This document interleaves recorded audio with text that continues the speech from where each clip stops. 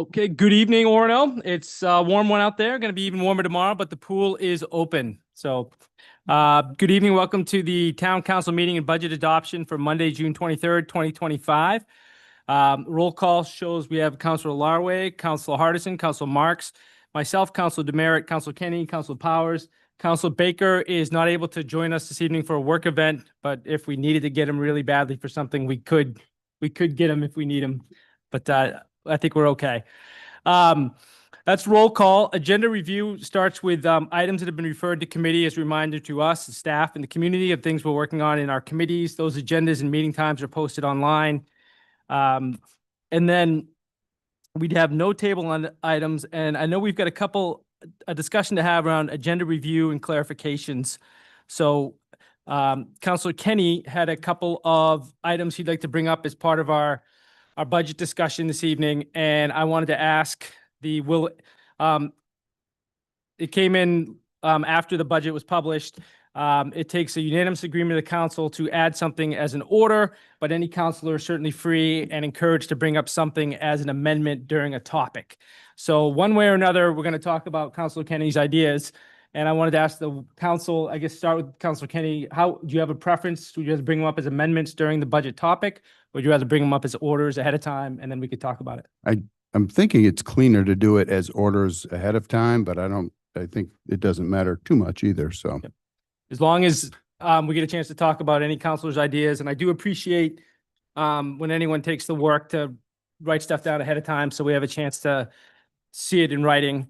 So is there a preference? Councilor Kenny would like to do them as orders ahead of time. Anybody have a concern with that?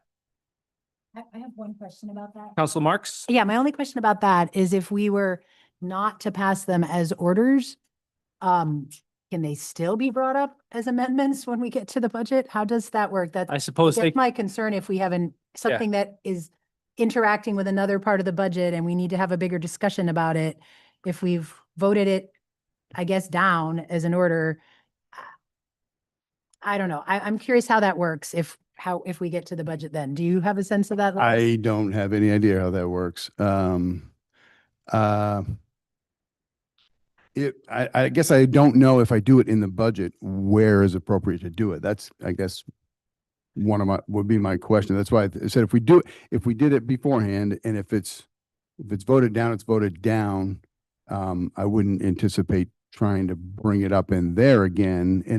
But it does affect all the numbers in that part there. So that's why I was thinking if it's done up front, if it passes, Okay. then maybe quick math could be adjusted. Okay. I like that. That was my thought. But. Yep. And then, we just, for the sake of time and everybody's goodwill, we probably wouldn't get very far trying to bring them up as amendments once we'd already made a determination. Okay. So without objection, Leo, you have two of them, right? Do we have a specific number? So the budget is action item. Yeah, I did. 25. What's that, Clint? 134. Sorry, 134. So what did I say? 133A and B or something like that? Yeah, Amanda, what do you think? What's the right numbering? Do we move everything? They want to go between existing order 25-133 and existing order 25-134. Do we want to go A's and B's, or we just want to move everything down one? Or may I? Why don't you make them 158 and 159 and just take them at the point of 134? Perfect. That way they're sequentially not messing up all the other numbers. All right, I got it. Cool. 158 and 159. Yep. Taken But we won't do them at taken the end. after 133. And without objection, that'll be the order of business today. Everyone okay with that? I like it you. when we work together. Appreciate it. No problem. Anything else under agenda review or clarifications? Yeah. Yeah, I would take a motion to approve the minutes of June 9th, 2025. Moved. Second. Moved and second. Any discussion?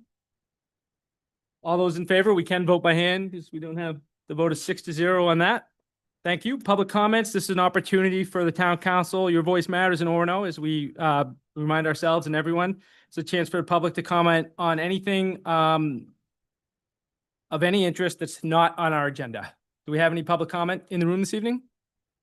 You can certainly come back and talk about the budget when we get to that, but Frederica Smith from the former resident, and I guess this is kind of about budget, but if this wasn't on the agenda, what we are proposing, is there something written somewhere that we can look at?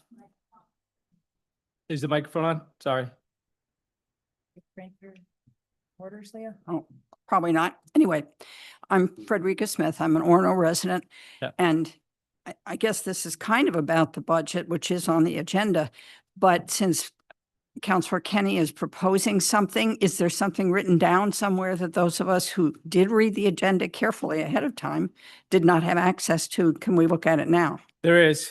Could we ask staff to maybe go print off a couple of those and for handouts? Is there anybody who could? Sorry, Mitch, I know that. Do you have the email? Actually, here's one of them. Thank you, Frederica. That's a very fair question. Yep. Leo, I just texted you. And we'll read them out loud for the record too, but we'll have a couple printed copies coming back in. So thank you for the question. Any other public comment? Anything online? All set? Okay. Number 5, acknowledgement by councilors. We'll start with the power side of the table. Nothing at the moment. Councilor Kenny? What was that? It's acknowledgements by council members. All set? There's a lot, there's so much going on. It's hard to, I'll just acknowledge all that went on in Orono this weekend. It was a phenomenal weekend. The Werewalk, the Arts Fest, the pool opening. It was lots and lots and lots of fun all the way around. And a lot of it was staff and volunteer driven. And I really wanted to extend a thanks to everybody who played a role in or participated in all that was Orono this weekend. Councilor Marks? Yeah, I really didn't have a different thank you than that. Just, I guess, especially to the incredible number of Werewalk volunteers since I was involved specifically with that, a lot of whom are sitting in the back. They're staff members as well as community members who gave their time to that event. Huge thank you. Councilor Hardison? I'm all set. Councilor Arway? Nothing additional. Thank you. Now we're going to move on to, typically we do consent agenda next, but we decided that we're going to move that to the end of the agenda for reasons that we talked about and had plenty of good reason to, because we have so much to do with the budget and staff here. And many of the consent agenda items are pretty pro forma once we get done with the budget, right? That was the thinking. All right, first order on our action items are Order 25-126, order accepting the recommendations from the Nominations, Evaluations, and Council Policies Committee on the council guidelines for proclamations and resolutions. Could we have a motion? So moved. Second. Moved and seconded. Council Marks from the committee. Yes, this was referred to the committee primarily because the old set of guidelines was built when we had a very different structure of council and where all councilors were serving on every committee. So originally, the guidelines indicated that something should go to committee first, but at that time, committee meant the entire council. So we rewrote to be sure that sort of the intention that everything would be seen by the full council at the very beginning was kept. You can see the most, I guess, innovative change there. There was discussion based on wanting to be sure that community members could bring a resolution or proclamation idea to council, but also that it wasn't just one person, that they either needed to get a counselor who was willing to co-sponsor it or 25 signatures of people in the community who were interested in this proclamation or resolution. The 25 figure came from Shelley letting us know how many folks had to sign to get someone on the ballot. So we gave the same number there. That's how the committee picked that number. And the last part, I guess I would say, is that there's a stipulation that after council talks about it, if it comes with 25 signatures or a counselor decides to co-sponsor it, if council says, great, good to go, that's good. If council says, no, we're not interested in this proclamation and votes it down, that's fine, or resolution. But at that point, we suggested rather than if it's an in-between, like council kind of likes it, but they're not sure it's fully done, the suggestion would be that a counselor needs to volunteer to work with those community members to come back with the updated language council has asked for, as opposed to sending it out to a full committee, because our committees are pretty busy on a lot of important projects right now, and we don't want to take up full committee time on that. So those what I would say are the highlights of those changes. Okay, is there any public discussion? Any comments from or questions from members of council? I do. Councilor Kenny? I've got two. It looked, you struck out the word controversial, and I'm just curious what went into that. So there was a discussion in committee about the words partisan and controversial, and committee believed that the important word there was partisan, that we wanted to be avoiding things that were politically partisan based on political party. And something that was controversial might or might not be something that council was interested in weighing in on. That would depend on council at any point in time. I guess I'd personally like to see that remain in there because I obviously spoke about proclamations, Rob and I, a few times. I think those at times fall outside of what our job is, which is overseeing the operation of the town. And to engage in a controversial thing, I think could be, I don't think it's harmful being in there. And I think also it could be more of a distraction both for council and for staff if we willingly are engaging in these controversial things. So that's one thought. I have one more response back. I'm remembering from committee discussion on that, Leo, which was just that the word controversial is pretty vague. And that leaves a lot of burden on somebody to be deciding whether it is controversial or not before coming to council. Council always has the right to vote as a council and say, I feel like this is too controversial, I'm voting against it. But to put it in the guidelines seemed that it would be putting a lot of burden on staff to be trying to filter out like what is controversial and what is not potentially. Sorry, that was just the only other thing I remembered. Leo, do you have one other point? Yeah, Yep. one other one. If I'm understanding it correctly, it's requiring that it'll come to council, it'll be a yes, no vote or a maybe, but go work on it. I guess I would like to see it be at least like 2 readings, I think is what we've typically done. I know I'm out of step here because we're trying to get things done fast these days, but to me, it feels like we've taken any public input out of the process by sort of making it be a yes or no on that first meeting. So I guess I would just suggest that we always do a second reading, and even if it's yes, but We haven't always done a second reading for proclamations and resolutions. Those have sometimes come through. Did you see the area where if there's one that staff brings forward that's important, that needs to be done in a timely fashion? We've always had that language in there. So I don't think anything here stops council from saying, we need a public hearing or we want more input from the public. Do you see language you think would forbid that?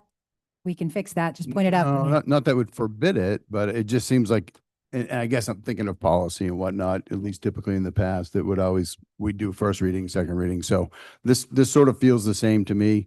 I guess especially if you're putting controversial topics in there, if we're keeping that in there, it seems like it would be nice to allow, because I don't think people are paying attention to a lot of what we're doing. So I just think a second reading or a second, yeah, it'd be a second reading, I guess, would be a good process that would ensure that the public is able to have input. Leah, would it address that concern on item 3, close to the end? Would it address your concern if we added language? So council will consider the proposed proclamation and either vote yes, vote no, decide to refer it to a second council meeting for public input or indicate its general approval and send it off with changes to be made? Can we just add that? Sure. Okay, let's have a little more discussion, then maybe have a motion to change it if that's somewhere where we want to go. I think this really threads the needle pretty nicely. I think it gives I don't feel like it's a litmus test, a start of the process litmus test on any proclamation, but I think it does set a path forward and kind of a standard. We get some of these requests that come through that are, they start out, dear Orono Select Board, or, Mayor Demerit. And as much as I'd like that to be true, it's not. So I mean, we get some of these that are just clearly aren't coming from an, Orono audience. So I think the committee did a good job. We certainly have, an opportunity as a council to delay and table things if we need more time, I'm certainly open to this change that was suggested, but I'd like to move forward with this, but Yeah, I would say I'm in favor of the second change that was just discussed. Just adding a little more information as however you phrased it, Sarah, about making sure it's clear about the option of sort of creating a second hearing or meeting around this. On the controversial section, I feel like everything that's sort of important about that word, as far as I can understand what it means substantially, is covered by the fact that we don't want to be a partisan body. There's plenty of language about that here. And then also that we would want to avoid proclamations or resolutions that are partisan in nature or that likely would not enjoy a high level of community interest and support. I feel like those things cover controversy, and controversy, I feel like, muddies the waters a bit. I think that's what we discussed in committee anyway. Because there are going to be important things that we may want to take a stand on, or that it's important that we issue a proclamation or a resolution about that. Inevitably, somebody will not like this or that, but I feel like controversial. I guess Sarah already said it pretty nicely. It adds an undue burden on staff or us to try to figure out what does controversial mean. It just feels rather vague. and ultimately, no council can bound a future council or councilors in terms of, what'll happen. Matt, anything? Are you okay? I just to throw in there, I think controversy is a subjective, very, very subjective. And because we're all individuals with our own subjective point of view, anything could be considered subjective. And so I think it would be difficult for the staff to make that choice. And that's what we're here to deliberate. But if you would like to have the community weigh in more on that to make sure, Leo, I'm fine with that change. I think that's not a bad change. Okay. So if we're ready, why don't we take an amendment based on the language that Sarah had on that second item about the Want me to read it delay? Do again? you want to read it out for so this is a I'm going to make a motion to amend. And actually, looking at item 3, I will point out to the council that one thing that's a bit wordy in this is that we keep saying proclamation or resolution. The real truth as a council is we can really only act by resolution. We don't, by our charter, make proclamations, but the word resolution is a little vague to the public. Proclamation seems like something people understand better. So we attempted to keep both terms in there. And I'm realizing on number 3 and 4, we should probably add the word or resolution back in. So I'm going to propose to amend item 3 to read at the bottom.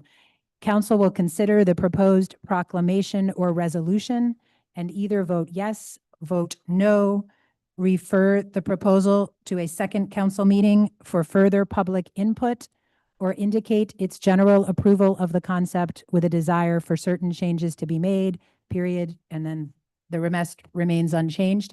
I'm also going to suggest on item 4 that in the first line it reads, in the event that a counselor does volunteer, comma, the proclamation or resolution, comma, with the changes requested by council. Okay? Is there a second? Second. Any discussion on the proposed amendment? All those in favor? Okay, that's been unanimous. Now we're back to the underlying order, which is order 25-126 as amended. Any discussion, final discussion? All those in favor? Okay, thank you. That's unanimous. And thank you to the committee for your very good work, as always. It's probably my third favorite committee of all the committee, because that's, the 2 I serve on, and then, all right, could I get, on top of that goodwill I'm building, could I get an order for 25-127? Order accepting the bid received from the Trojan Technologies of Toronto, Canada for UV disinfection upgrades for a total cost of $317,527.50, with funds drawn from the WPCF Capital Facilities Reserve. Could I have a motion? So moved. Second. Moved and seconded. Mr. Prue, could you introduce yourself and, yep.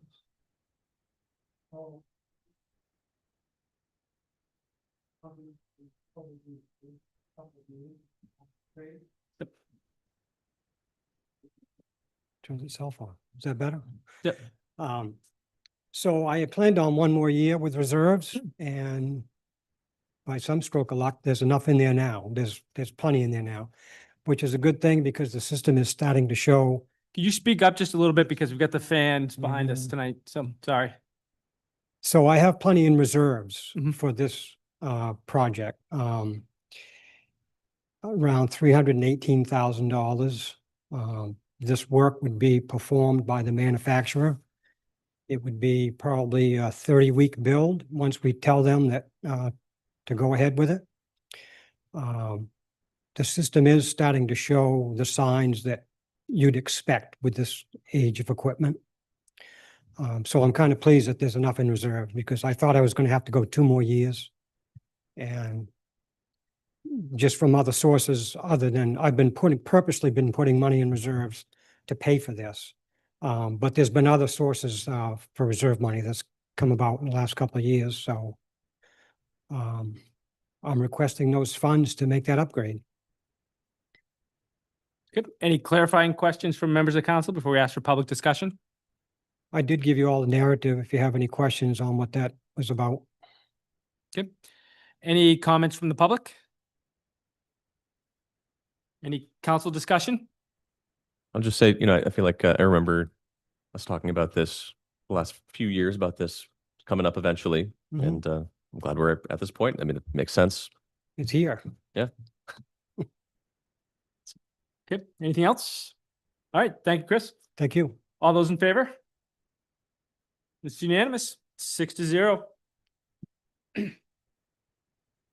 Thank you. I'd like to take a motion on order 25-128, order authorizing the town manager to enter into a renewed agreement with Axon Enterprises for a 5-year lease of 8 tasers with funds drawn from the interest on investment reserve for the amount of $10,000. The remainder is met by the annual allocation for tasers. Moved. Seconded. I'll second it. Okay. Chief Merrill? Dan Merrill, Police Chief. I just had to adjust the height of it a little bit so you guys could hear me clearly up here. Yeah, so I just wanted to ask the council, tasers, Axon, whichever company you want to use, is one of the tools that we've used in the police department since I've been here, well over 15 years. It's one of those contracts like our body worn cameras, that every 5 years it comes due for a new lease. The best practice would be to sign a new lease with the company so that we can keep our products under warranty and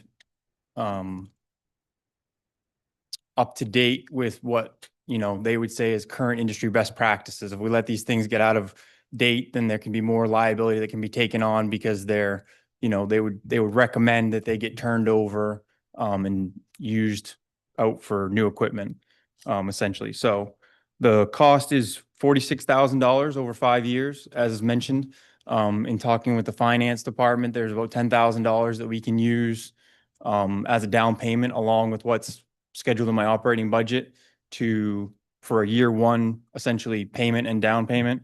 And then that would keep the remaining 4 years under budget, on budget. Let's put it that way for the council. So that's my recommendation. Okay, thank you. Any clarifying questions before we have public discussion? Any public discussion?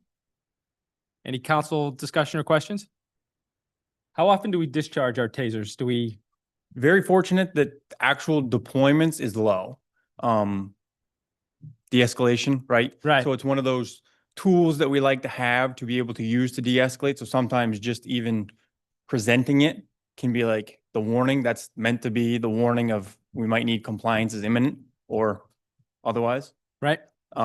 So I don't have the statistics. If you guys wanted them, I could get them for you. I don't know. I just. Very Yeah, low. I Very, can tell you very low, very rare. not very often. Good. Yep. All right, thank you.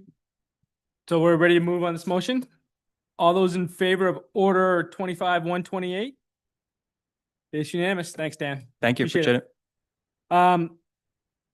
Can I get a motion on order 25-129? Order authorizing the town manager to enter into an agreement with Moores and Cabot for bond advisor services at the recommendation of the Finance and Operations Committee.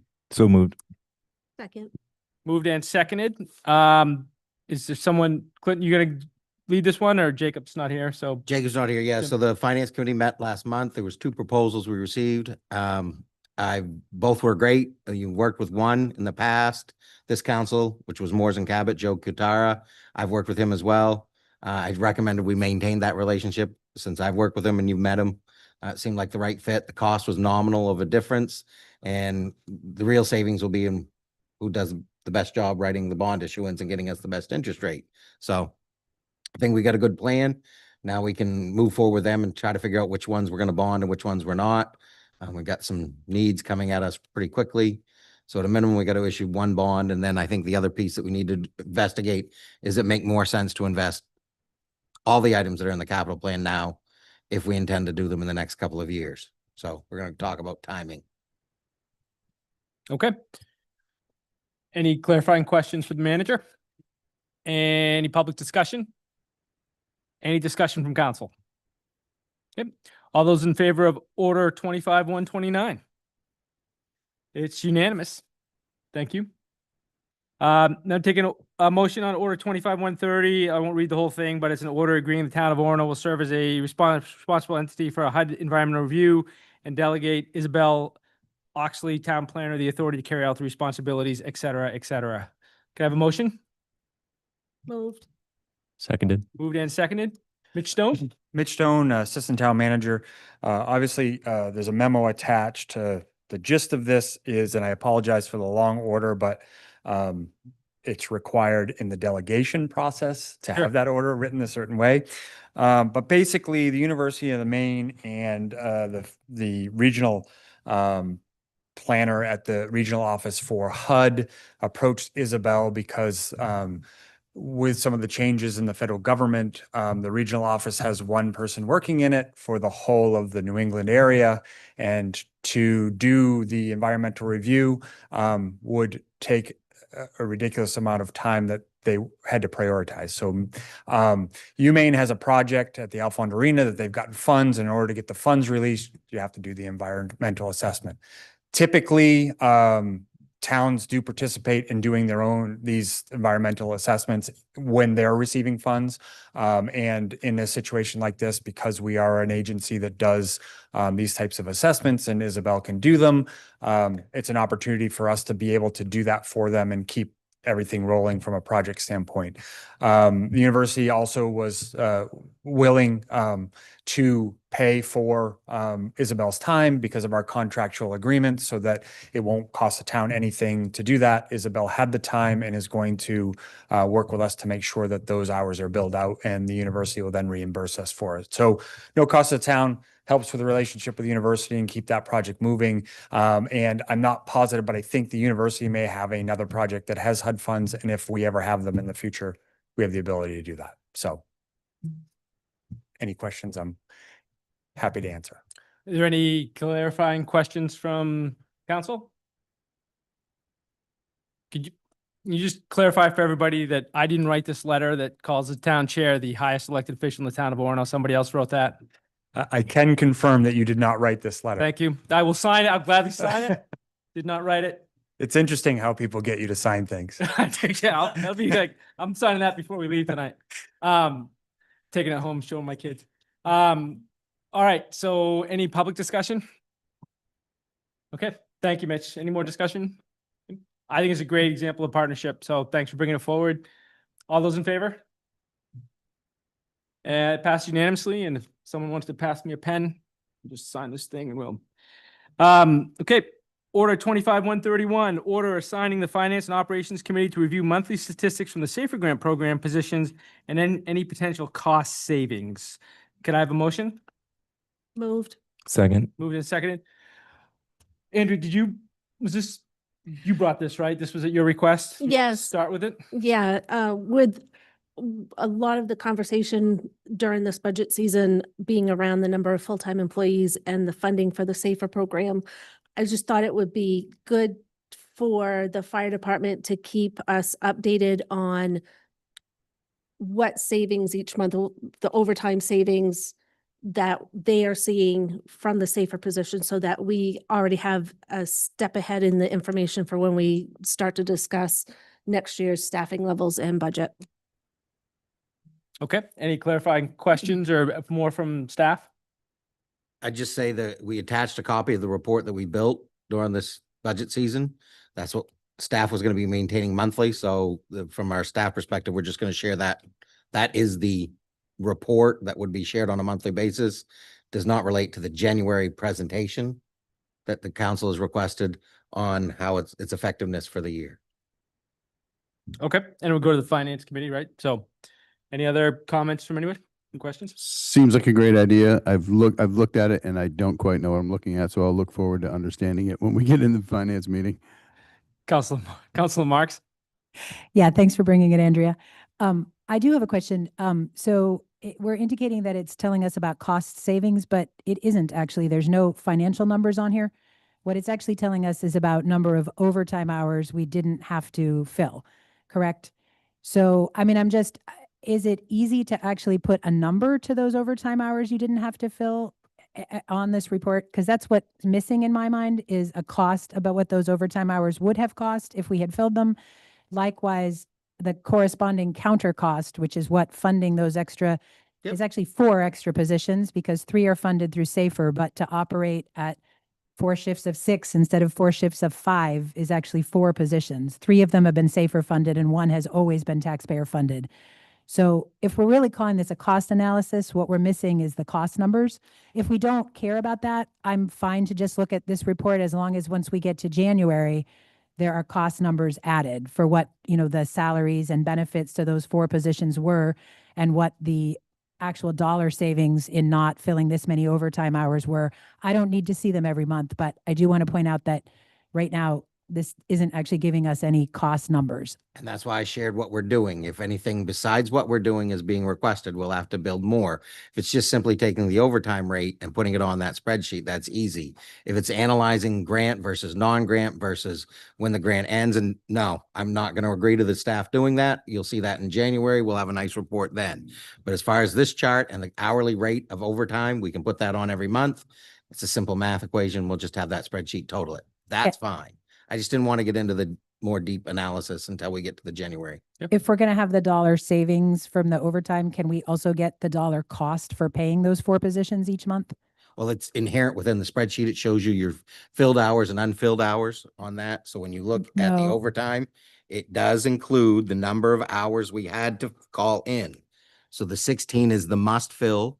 The 282 is the vacancies. 266 is what we didn't have to fill. So all 3 numbers are there. Must fill, don't fill, and I'm not asking that. I'm asking salary and benefits for those 4 positions that month, because that's actually the cost. we thought we'd just do the hourly rate of overtime. We can do the more deep information, but again, this is what I didn't want to get into is all the different ways of. Then let's not do it and let's see the actual cost numbers in January. But at that point, we need to see both. We need to see the cost for paying those positions and the cost savings for not pulling in overtime. I mean, and it does show you, I mean, yep, I agree. But that's what I didn't want to have to get into is every month diving into who took benefits, how much benefits were on. I'm fine if we don't see it till January. Are you okay with that, Andrea? But I don't want to see half of it. I don't want to see just the salary costs or just the benefits of no overtime. If we're going to see numbers, I want to see both. Okay. Is there any public discussion? Any more discussion from council? Shannon? So are we putting a bow on that? What are we going to be, I'm curious, I don't still understand what these numbers are. I wouldn't mind looking at this and understanding what I'm looking at in the finance meeting. And even if it's not attached to the numbers, I'm just curious to understand this now We'll start with I the think fire it's okay department to coming look- to the finance committee, and if it grows and evolves, it'll grow and evolve with their capacity, but this is the starting point. I think this is fine to start and we can probably stay here. I really am serious that I don't need to see the numbers till January. I do want to see them then, but I don't need to see them monthly. Flip side, it might be fun to do a dry run with finance committee somewheres in the middle. We'll see. All right, so the question for us is, we have one finance committee member who, we've got a proposal from Councilor Hardison. We've got a finance committee member who says, I can wait till January. We have another finance committee member. I don't know, Leo, if you have a strong preference one way or another, but we ultimately have to vote. Dan, I wasn't actually saying, I think as proposed, this is fine because Okay. staff is telling us this, as we see it in front of us, is no extra work. Correct, Clint? You're tracking this exactly already. Right. So my suggestion is we stay right with this Okay, and we don't ask for further numbers until January. okay. That sounds like we might be ready for a vote on this one. Okay. All those in favor? It's unanimous. Thank you for that. Good and quick discussion.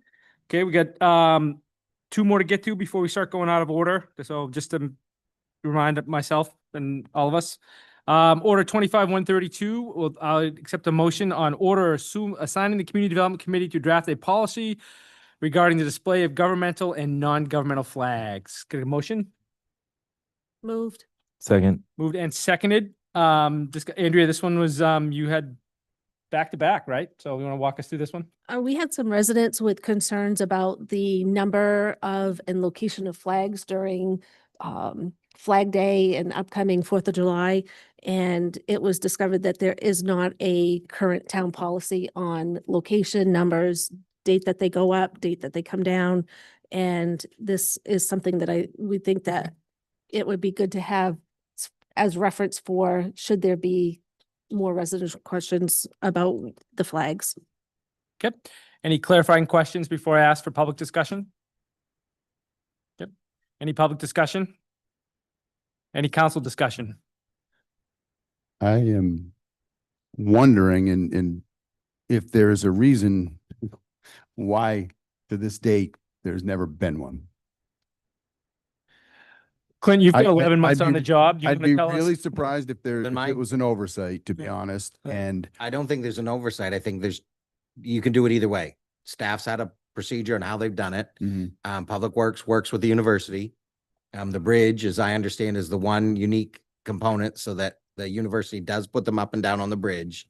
So whatever we do has to be at their convenience as well. And we work with the university a lot on the rest of the street. So we work with them on a convenience. Strict, rigid times, if they're going to be, and again, I don't know if that policy would say must be up B and must be down by, but again, we do a lot of in-kind bartering. And that's at low cost to the community, but it does do it. And I know the big change this year is the bridge was under construction, so we couldn't rotate flags. So staff did an adapted plan and it was, some liked it, some didn't. That's the best we could do with the bridge out, but we compromised to keep all flags displayed through Memorial Day, Flag Day, Pride Month, and then getting them back up in time for the 4th of July. So that was the plan on how the rotation, but again, with people being out, I can't even tell you for sure when the university might be back up to get the flags up again. Our goal was to get them up before the 4th of July. would there be any, and I guess it could happen either way, any potential legal issues if one group can't get their flag up versus one group that does get their flag up? And I'm just wondering if that's what we've intentionally stayed out of. Right with now, this, we but- just do the two, pride flag and the American flag, as well as banners supporting the University of Maine as the asterisk third, because they do them for us. If you have a policy, you're gonna have to write the policy envisioning all potential applicants to put up a flag and how they would request one if they wanted one up and who would review it and how. That's, Yeah. yep. Some communities and just, they've done a community flag poll that's done by a private citizen committee that the poll's available to run those flags as that citizen committee does. That's a whole other different, we'd have to create and build that kind of poll, but this is just about our street banners, and those remain a staff thing that we manage as best as we can. And again, the poles are owned by Versant. We have rights to attach to them. We do not own them. So there is another agency that we have to work with as well in them. So, but yeah, Matt, you're the one, you got to look at those flags all the time from your house, right? What do you think? I personally kind of like keeping the tradition that has built up organically. That's me personally, but I'm willing to discuss this. And I like the flags. They go up right in front of my house. They went up differently this year, and I thought that was awesome. It's kind of fun to have a little bit of a change, and was not we had to work it how we could. And we were able to scoot around the truck just barely. They moved it for us to get out, and it was fine. So it's good. I like the tradition and keeping it a tradition personally. A tradition versus a policy? Yeah. I'm of two minds on it. One, I don't want people giving staff a hard time about when and where flags go up. And it's kind of like, so, you see it sometimes with, you see it with the things that are kind of most public facing, the bins, and we see it with the after school program and then now the flags and those kinds of things. And people, I'm happy for council to be the where the buck stops on these kinds of things and people come, well, if you have a problem with it, come talk to the council and we have a policy and staff's just implementing it. But it feels like this might be one of those things where given the logistics involved, we haven't yet provided Public Works with that bucket truck that was requested a couple years ago. And I feel like doing the best we can with what we have might be the right approach. And just, if there's a groundswell of people and they really want to see us legislate on this, we could do it. But I didn't get the feeling, I encouraged this to come forward so we could have this discussion, and that's what these are for. So I did talk to a few residents. I think some were upset, some weren't. A lot understood when they spoke to us. You probably know better than I do if they were still upset afterwards. I mean, we stuck to our plan and that's what we did. Yep. We did run into some issues that we didn't have as many flags as we thought, and we ran out and bought a few on a Thursday afternoame, and got them out. yeah. But, yeah. And I don't want to have to, you don't want to see staff have to Yep. run around looking for, and I'm always looking at, We're good either way. I mean, if Okay. you wanted to kick it to committee just to consider it and come back, whether it should or shouldn't, or if you want to not do it here, or if you want to go for it and say, do it, Councilor Marks. Yeah, I think on a preliminary thoughts for me are kind of what I've already heard down the table, that I mostly think like what we've had in place has been working just fine until this year, which is a pretty unusual year with the bridge construction. So my inclination would be not to send this to committee. Our committees are pretty busy with a lot of really important things. And to me, this just doesn't rise to the level of important enough right now to take up committee time on it. Certainly, if the bridge construction gets done and flags continue to be a problem in next year, then maybe we bring this back and we reconsider whether one's needed. But for me at this point, I'm not feeling it needs a formal policy. Andrea, if you feel strongly about it and have energy on it, I'd support, you know what I mean? If that's where you want to see it go, but I'm going to follow your vote on this one. I guess I'm going to leave that to you. I'm half one way, dozen the other. You can't make everybody happy. And it just was a thought that if we had something to refer back to, that might be something, but if it's something that we should table for now and look at, if it comes up again, then I'm in agreement with that. Okay. So I guess I'm inclined to vote against it now, and then we can obviously see how easy it is to get something on the agenda, right? So if when we need to do it again, we'll do it. If we have to have another conversation about it, we'll. Matt? If I hear a bunch of public comment out, then I'll be the first to jump on the bandwagon getting this on. And if people are coming in and want us to take care of it, then I'm happy to do what the public wants. But I think for now, I think I want to Tell them we keep meet at at it. 5 o'clock every other Monday, and that they can come to a community development meeting and be a part of the conversation. And that's how we get things done around here. All right? Okay. So if there's no more discussion, all those in favor of order 25-132? All those opposed? It goes down unanimously. And I really good Thanks. example. Thank you Thanks, for that. Andrea, for jumping on that and saying, I'll grab it. So that is what you did. So appreciate that. Me too. Thank you. Good. Next up is order 25-133, order authorizing the carry forward of up to $2,775,241 from the balance of the FY25 municipal budget into FY26 to complete projects identified in FY25. Okay. Get a motion? So moved. Second. Moved and seconded. Haven't missed one yet tonight. Lost my spot. Okay. Yeah, is this going to be the town manager or Zach or? I think Zach has a short 25-30 minute presentation on this if he wanted to come up. No.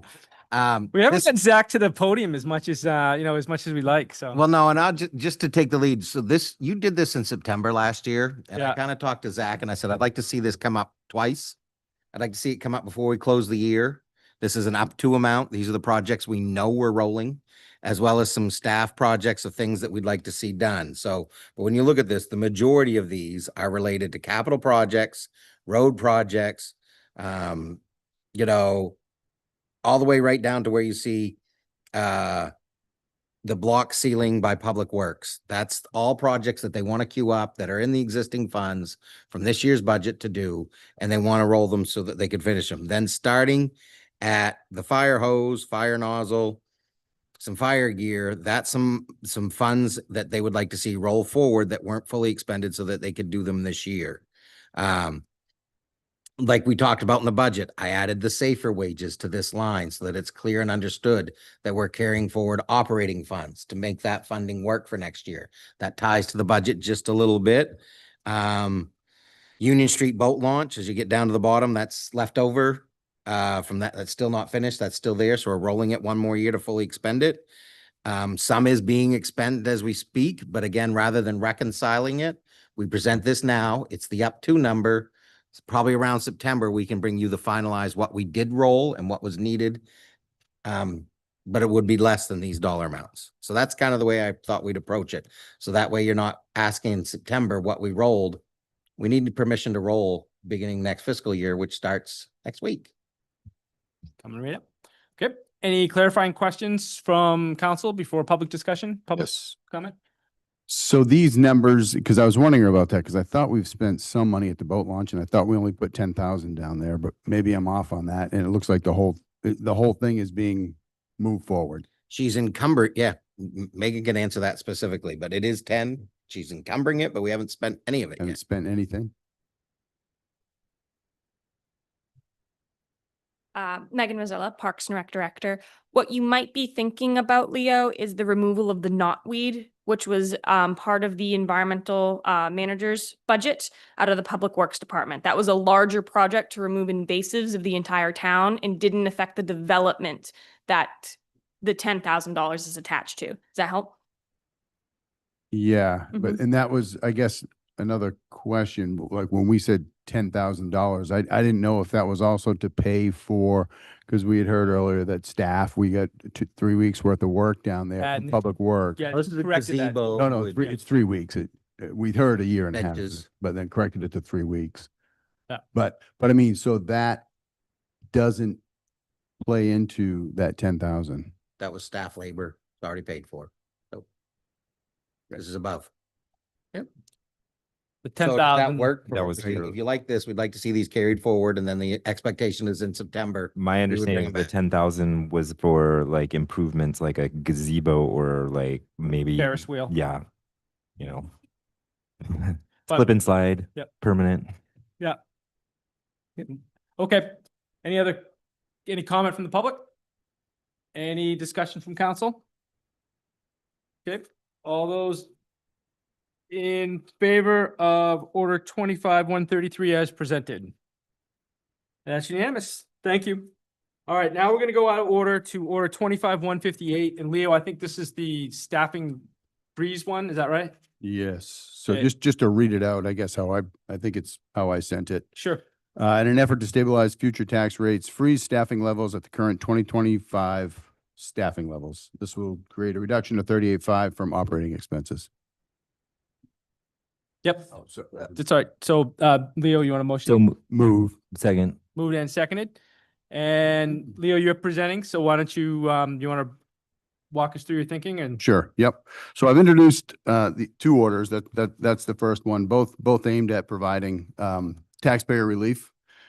I do want to first acknowledge, as I look out at staff, I want to be 100% clear that I appreciate all staff 100%. And this is not an enviable position, but it's also not a personal position to talk about staffing. It gets personal if people are getting cut, but we're not talking about that. But highest regard for all staff, and hopefully this is nothing that's taken personal, and at times it sort of feels like it does go that route. So I hope it's not.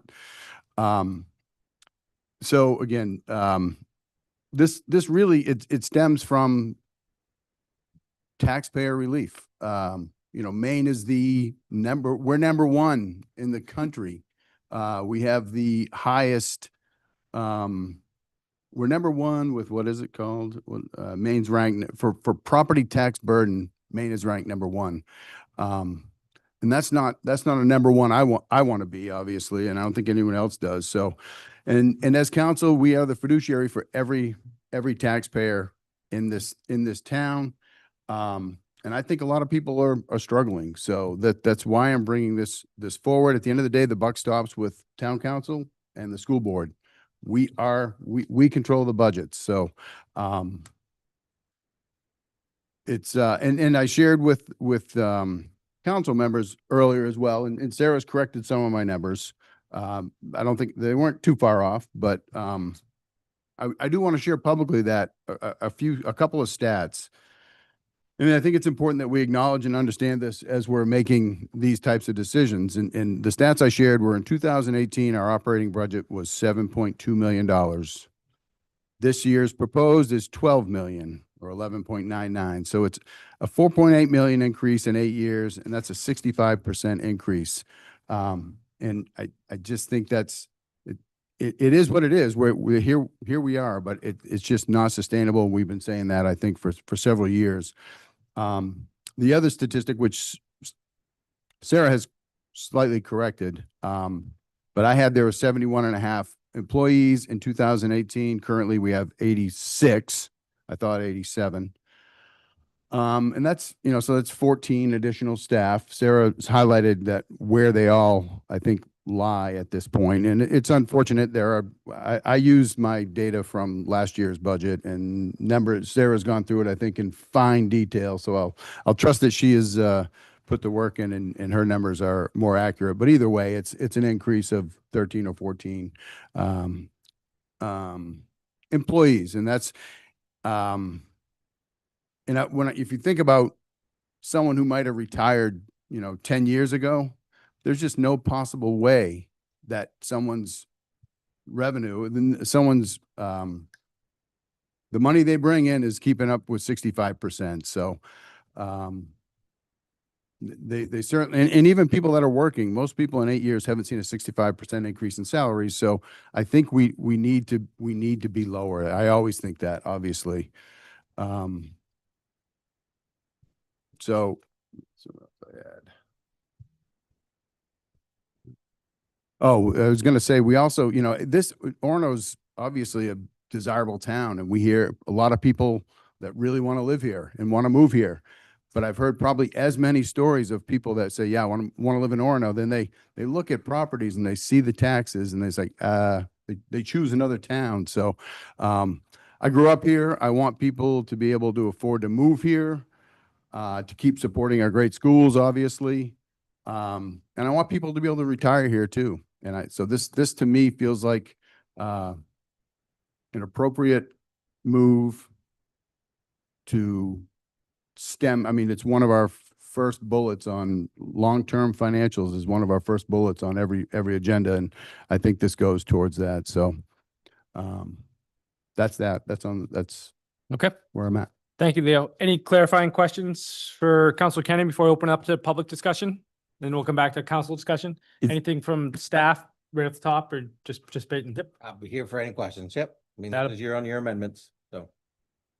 That's the spirit. Yep. Yep. Any This- public comment? I just had one Oh, clarifying question? Yep. Is this for 1 year only? No, this is for the 2026 budget to say, this is all we don't make any decisions about future councils. So this Yep. is for the 2026 budget. Okay. Frederica, please.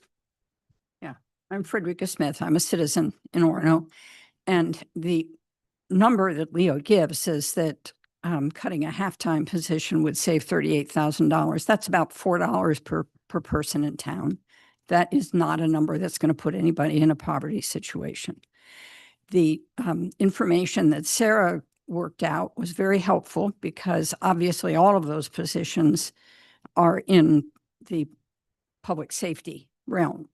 And I think there are a number of issues there. One is that if you look at the quality of care that emergency medical staff, for example, can provide now compared to what they could provide 10 years ago, it's enormously different. All of the personnel in the fire department are EMTs, if I've got that correct. And that means that they're saving lives. That's incredibly important. And looking at, as you know, I'm a physician. And when I look at what medicine can do now compared to what they could do 10 years ago, it's incredible. So we're saving lives with those extra people. Well, part of the issue there too is that there's an awful lot of stress associated with those positions in police and fire. And if you don't support the staff with adequate personnel, they leave. They go somewhere else. That increases the load on the remaining personnel. Recruiting people to come into a very high stress situation is difficult under the best of situations. And it gets worse if you cut staffing. So in terms of the general departments, I think we leave to Clint how best to distribute the work that needs to be done. But I can tell you from looking at the town clerk's office, where I am usually maybe 5 or 6 hours a week, that the amount of work there has increased enormously. General assistance applications are up. That's been added to that department. Freedom of information was added to that department.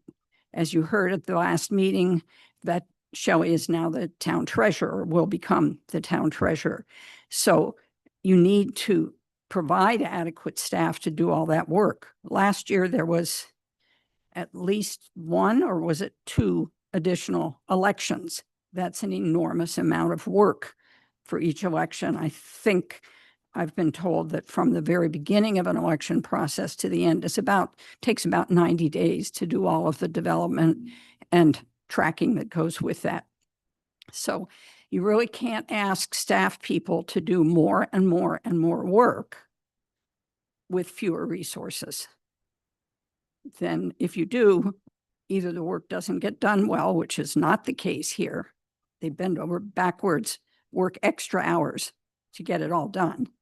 Or you drive staff away, and every time you drive away a staff person, the figure I was given as a physician employing my own people was that it cost me 6 months of wages to train a new staff person to come in. So being penny wise and pound foolish is not a good thing. So. Thank you. Any other public comment? All set? Council discussion or questions for Matt?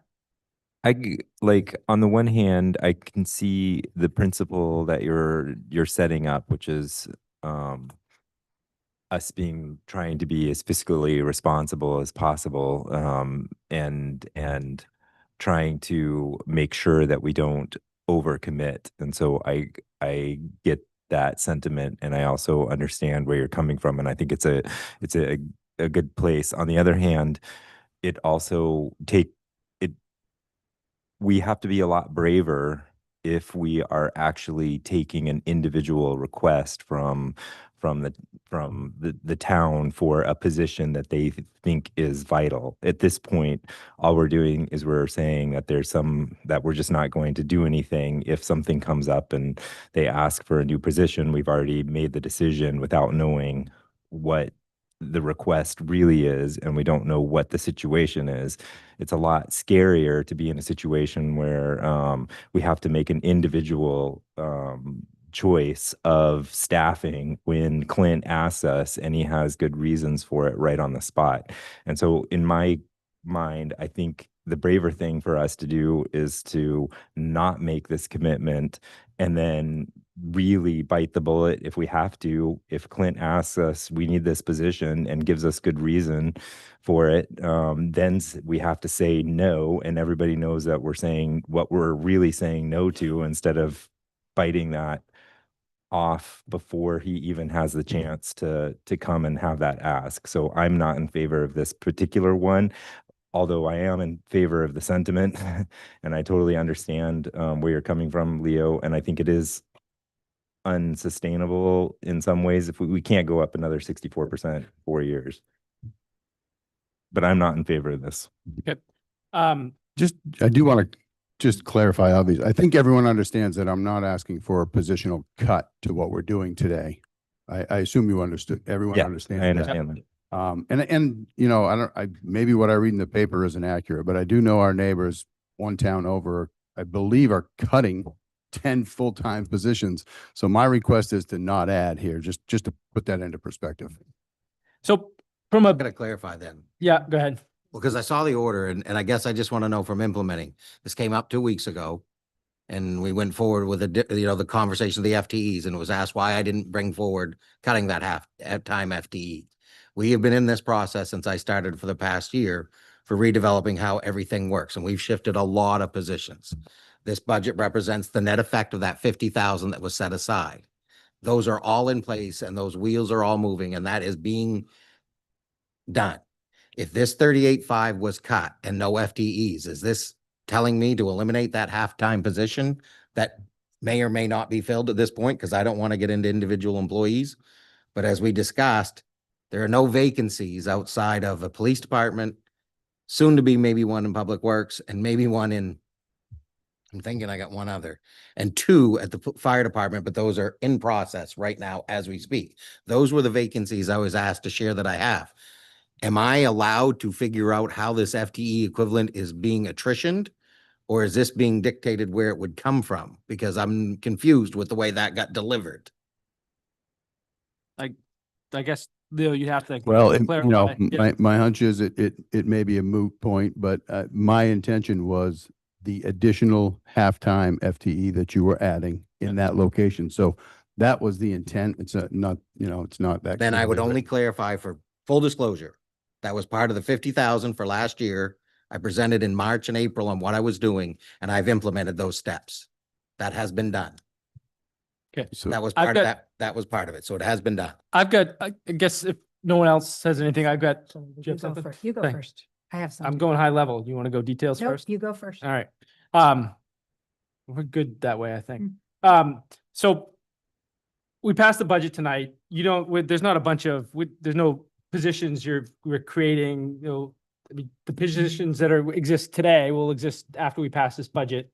There aren't, so we're not, so essentially, I think the passing the budget is a freeze on the staffing levels that we have right now because we're not increasing staffing with this budget, right?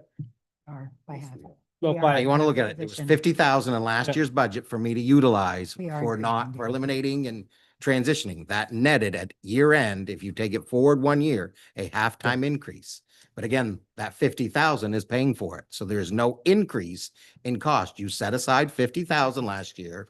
I've used that 50,000, the net effect for next year of all those expenditures Mhm. ends up being $53,800 in pay increases for next year, Okay, which is a half a position up. So I don't want to get into semantics. right. The 50,000 was used to pay for it. It's a half a position more, the net effect of all those moves. Yep. I think we have, so to take it a step back and a higher level, I mean, I think we've established that it's pretty hard around here to add a position or add staff. I think that we have, held those requests to a high level of scrutiny.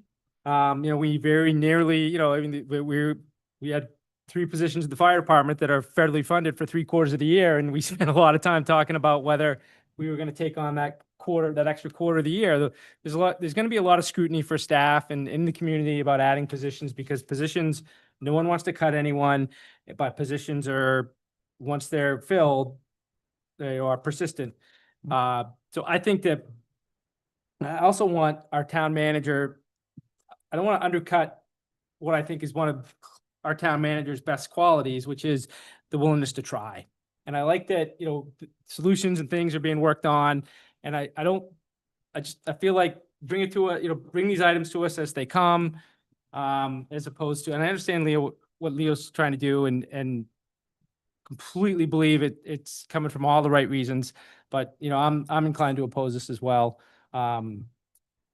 Because it's just, I feel more comfortable talking about it in terms of the budget and making the decision that way as opposed to a standalone order. So, but Sarah, you had things you wanted to talk about? Yeah, I guess I agree with a lot of things that have been said so far. Leo, I want to say that I'm in full agreement that the 4.8 million increase in the operating budget over a 8-year time period is something that we seriously need as a council. It's one of our major responsibilities to hold that in check. And in the paper that y'all have in front of you that I did this afternoon, I will say that I'm going to tell you there's a couple small errors here. Leo, I think, sent this to staff on Sunday, but I don't get on my town email on Sundays typically. So I saw it this afternoon and did these numbers much faster than I normally would. I'll point them out with the ones I've found so far. They're very tiny. But as we look at the 4.8 million increase in operating expenses, I really think it's important that we consider what we know about where that's coming from. When we take a look, if we look at where we were at 8 years ago, our operating budget, as Leo points out, was 7.2 million. A simple inflation increase on that budget would have added 2 million over those 8 years. Inflation over those 8 years was high. because we had a very significant COVID bump, as people will remember, in there. So 2 million of that increase is inflation, and I think that's important for us to note. After that, we've spent a lot of time with the fire department looking at SAFER grants. They've been incredibly helpful and incredibly collaborative on helping to look at that data. Although there are 10 positions that were added to the fire department, those 10 positions have cost much less than you would think 10 positions would. Upfront, the first 5 only cost us $100,000, which is crazy cheap for 5 positions. That's because there was really just a shift of hours from staff having worked, and I'll get the number wrong, Chief, jump in, but I believe it was 56 hours down to 42, correct? So really, that increase was 0 increase in staff hours and only an increase in funding benefits for 5 new people, which came out to about 100,000. For the next 3 SAFER positions, we've looked at a lot of data with staff, and those come out to be, we're guessing, it'll be around 150 in cost. It will not be the full 290 it appears to be because of all these overtime savings that, Andrea's brought to our attention again. So, the remaining 2 positions, I suspect, have probably cost about 150 when we look at that. But that really is only 400,000 in increase for 10 positions, which might be half of what you might expect to see. And I think that's important for us to note as we talk about those fire positions. There have been 3 positions in other departments over those same 8 years. I threw in a guesstimate of around 250, right? I don't know. Clint would know the exact figure, but it's a rough guesstimate. So, we can see that, yes, the FTEs have added about 0.65 million to the budget. There also was about 0.65 million in some significant salary increases that we engaged in as a council from in 22, 23, and 24. Some of us were here, some of us weren't. I was here for part of it, only half. But what was explained to us at the time was that our salaries were low compared to where they needed to be, compared to neighboring communities. And there was a 3-year step plan to bring our salaries up, which were implemented in those years. So above inflation, there was an additional probably around about 0.65 million that went into getting people's salaries up to where they needed to be competitive in the community. And I think that's important that we did that also. So, those things were about 3.3 million of our 4.8 million increase. And I think it's important that we note that. What's left is about 1.5 million, and Clint would have to spend time to probably dig in. But what I can say is that as we look forward, we can see that our fund balances have gone up very significantly over this same time period. So it seems likely to me that some of what has been happening here is that we are, being very frugal and excellent managers, perhaps, or maybe we've padded the budgets a little more. I'm not sure. I'm betting on the first. And that a little bit more money has been running in to our general funds at the end of each year. Our funds are up high, and we talked about this early in the budget process. Early in our final month here, right? In our last council discussion, we talked about this. And, we talked about the fact that we've taken on a building across the street and we're about to bond out a lot of money, and that next year might be the time to really spend these reserve funds back down a bit because they are high. Our audit pointed out that they're high. Audit said they needed to be between 8 to 16% of a certain amount of months of operating expenses. We're actually at 26%. Bond agents have said they might like to see us at 20 or 21 or 22, but no matter which number you look at, we're high. So if we're going to look as a council at doing anything here to reduce taxpayer burden, I really think the logical place to look is at our fund balances. So I just want to say that to my fellow councilors. Rather than cut capital projects, which I deeply believe need to be done, I would be looking to take more out of reserve our fund balances if we're going to do anything. I am also comfortable with us not doing anything and waiting till next year with an intention as a council that we will look at those fund balances and be sure that we are spending them down appropriately so that our taxpayers do not carry such a big burden with the bonding and the building projects that need to happen next year. So that's the primary bit I want to say. I do want to make myself 2 corrections on the 3rd page. I did not delineate that was the last little paragraph before analyzing capital expenditures. That is over a 5-year period, not 4. I did say a similar time period, but I should have specified that's over 5. And on my very first page, under differences on positions, I believe that central office positions, by which I mean everything that is not our fire department, our police department, our library, I did not include Parks and Rec and Central Office. Perhaps I should have, but I didn't. Nor did I include Public Works or WPCF. But those other departments have moved around, and I just want to say that I believe our central offices from 2018, when I just rechecked through the whole spreadsheet, actually went down by a full FTE, not a half, since 2018. You need to read the next paragraph to understand that it did that because we outsourced other positions to contractors. But I believe I actually underestimated Shelley.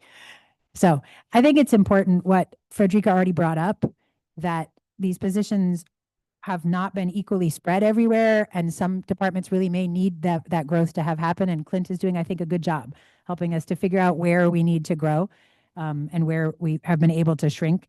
In the last 2 years, I just want to point out we have not grown FTEs. Our FTEs have gone slightly down by half a position. All right, I'm going to see if done. anyone, thank you. That was wonderful. Thank you for all the work on it. Robert, Andrea, do you have anything on this before I go back to Leo for a final word? I agree with trying to find ways to save taxpayers, and I appreciate Sarah's effort in looking at reserves and the numbers and whatnot. I have to say I disagree with being overstaffed. I think we're shortchanging our employees a lot. We have a code enforcement officer and a fire inspector. They're both stretched thin and could use additional help, whether it's one shared full-time employee. We've got town clerk staff that they've talked about lunch coverages, vacation coverages, cross-training, and Shelley taking on a lot of extra projects and responsibilities. Police department, I'd like to see another patrol officer. We've got levers coming up that the Good Neighbor community is committee is looking at, and I would like to see us stay with Clint's recommendation of where they're at, if we need more or less. But I just want to say, I think that we need to be looking at providing for the different departments with additional staffing. Okay, so we'll go back to Leo for a final word and then we'll call the vote. Oh, Rob, I thought it gave me a no before. I'm sorry. I mean, I guess we did discuss, I guess, this exact question at our most recent meeting, and I'll just reiterate what I said last time, which is I think Clint's doing a fabulous job navigating us and all of the needs of his various departments. I'm in favor of maintaining this position. Okay, thank you.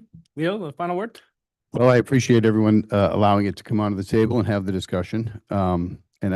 Sarah, I guess you jumped ahead a little bit on the fund balances and not spending down on capital, but I do want to speak back to that. And I 100% disagree with us trying to spend down because of what we have coming on bonding. I think we better save every penny we have because we spent down all of our capital reserves. So we'll get to that the next motion, but I definitely disagree with us spending money down, knowing what's coming in some way, shape. We don't know exactly, but it's going to be ugly. So I just, So you I do mentioned want by to, name, so I yeah, I do want to clarify back, Leo. I wasn't suggesting that we do that. I'm suggesting that if the will of the council is the taxpayer burden needs to come down this year, then that is the only place that I'm willing to look. I am not willing to look at reducing capital. I think it's better to wait for next year when we have a more comprehensive vision on the building and all the things we're going to bond. And I think we need to leave this now to the next part, but I wanted to clarify that's not what I said. I said, if we're going to do it, that's the only place I'm I willing see. to look, not that I recommended we do it. Gotcha. All right. Thanks for clarifying. And just I guess maybe a comment about, obviously we hire professionals and we take their word and we want to take their word. But with that said, if the idea is that anything that gets proposed because staff suggested it is gonna happen, then I mean, what are we sitting here for? So I guess that rationale of, this is what staff's recommending, so this is what we should do, I disagree with a little bit. I wouldn't characterize what many of us have said in those words. I think we've spent a lot of time deliberating about many of the recommendations of staff. And we've asked them to make some really hard decisions about how they're funding their departments or proposing that we fund their departments. I agree that with you in that principle. I also don't think that it applies to what we've done and discussed here. Okay. All right. So I think this was order 25158. Yep. Thank you. I guess we're ready to call the question. All those in favor? Okay, it's one in favor. All those opposed? Okay, that's 2, 3, 4. I never have to do this. 5 opposed. So I was Councilor Kenny in favor and remainder opposed. Okay, thank you for that. And that was a good discussion. And thank you for bringing it forward. Leo, do you have, next up will be order 25, 159. 159. Yep. You want to read it off, Leo? Sure. Order 25-159 to reduce capital expenditures by 443,516, which would deliver a $0 tax increase to the Orono taxpayers for 2026. I've put in here suggested removals of various capital projects that are being paid for with tax dollars. Because there are other that are paid with other, but the first was CRM software, 15,000. The Public Works facilities truck, 50,000. Public Works excavator, 200,000. Public Works pickup truck, 3/4 ton, 50,000 into reserves. Public Works Taylor Road preservation, 133,000 for the total savings of 448.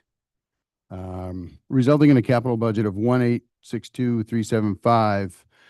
And I also put in there for comparison, it's only the last 2 years that we've ever spent more than that in capital, and the average from 2018 to 2023 was 1.4 million. So it's not like this is a capital budget that's not in line with the last eight years. Again, last year was definitely an anomaly. I'd also add that we already voted to move a bunch of items to this year's projects that are going to carry on next year. We're also going to be hiring a new director of public works. So I do not think that the stall of is gonna create hardship for our town or for departments. Is that a motion? Is Back a little bit. So it's so moved, right? And then Okay. Second. moved, no problem. Moved and seconded. Is there anything else you want to present? Leo, in terms of that? I guess I kind of just did, but again, it's very much in line with our typical capital budget, and Sure. given where we're at, I don't, I do, and note that we are going to talk about what we're doing. We're going to do that in July. We're going to have a real discussion, but I really would like to cut the expenses down, bring our budget in. The schools come in at 0. I'd like for the town to come in at 0. And have a 0 tax increase for taxpayers. And this accomplishes that. Okay. Any clarifying questions for Councilor Kenny as the lead proponent? Any comments from the public? We don't have a lot of public, but the public we got. Thanks, Frederica. I'm Frederica Smith, again, a resident of Orono. And I would argue against, I'm not on council, obviously, but I would argue against the things Leo's suggesting for several reasons. The first is that you don't know what the tax rate is going to be. You don't know that until it's committed. You don't know what the value of the property is against which the budget is being expended. So shooting for a dollar amount does not make sense at this point. The second thing is that we know, unfortunately, from our personal experience, that the cost of everything has gone up. And we also know that if you delay projects, they become more expensive. Some of them become predictably more expensive. Some of them, you have a catastrophe and you end up spending $30,000 to repair, I don't know, I'll pick a police cruiser or something that you didn't expect to spend, that you wouldn't have spent if you'd bought the new police cruiser. So I think it makes much more sense to listen to the staff about what needs to be done and to have them make their best judgments about the most cost-effective way to do it. But I think it needs to be made very clear that it's not a $0 tax increase. What you're saying is a decrease in the budget, which is a different thing. We don't know what the tax commitment will be. And I would personally hope that this would be defeated. So. Guys, can I just respond to that? Thank you. Sure, let's have a Great. council discussion. Anybody online though first? Nope. Okay. I don't know how they're sitting this one out, but okay. Understood that there are, but we do show on our sheet, like this is the tax liability. So that is the number. And yeah, it could be wrong on the sheet now. Understood, but there is a number there that we look at, and that is what this aims at. So just to clear, you probably knew that, but and there's really these aren't projects, these are mostly vehicles, and we are getting two new police cruisers. So we've historically moved vehicles around, and I don't think it's going to create a huge hardship for anybody to be having a slightly older vehicle, my opinion. But I appreciate your feedback. Any discussion from counselors or staff want to weigh in at all, or just another one where you'll take questions as they come? Clint? Yeah. Yep. Okay. Any comments before we move on this one? Okay. Councilor Marks has a few.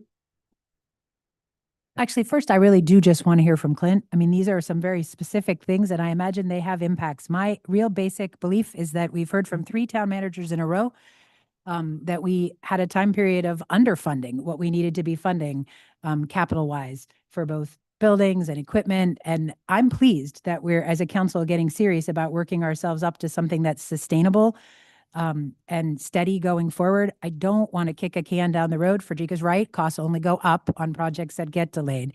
My inclination is, as already Frederica brought up, to assume that there would be some significant consequences to not doing these right now. But if you have, I would like to hear something, since Leo put some specifics out there. Thank you. And I was prepared. I just wanted to be asked. So I do appreciate the ask, but I didn't want, council sets the budget. We've given you the draft manager staff version. It's on you. We'll make them work. Sometimes it'll be harder and easier. In this situation with this one, I'm going to start right out the CRM software. That's something I've looked at since I've get here. If you want to delay it a year, we'll delay it a year. But again, from my perspective, it's your voice matters. It was something I was looking at that I thought would be helpful. When we do that, that's our customer engagement. It was a way to invest. It's probably high. I'll be genuine, as I've been vetting it for better part of 8-9 months. I still can't find the vendor that I love the most. And I got a couple I like quite a bit, but I'm not sure which one's right. So that's the one, that's on me. That's one of the ones that I brought forward as administrator. As far as Public Works, with the meeting in July, we actually have had some early discussions in trying to prep that paperwork on where we would move things. Do not agree with the 2 trucks. We need them both. In fact, there's even discussion of should a third be brought into the mix. The excavator, however, delay it. That's something that the staff would probably lean to.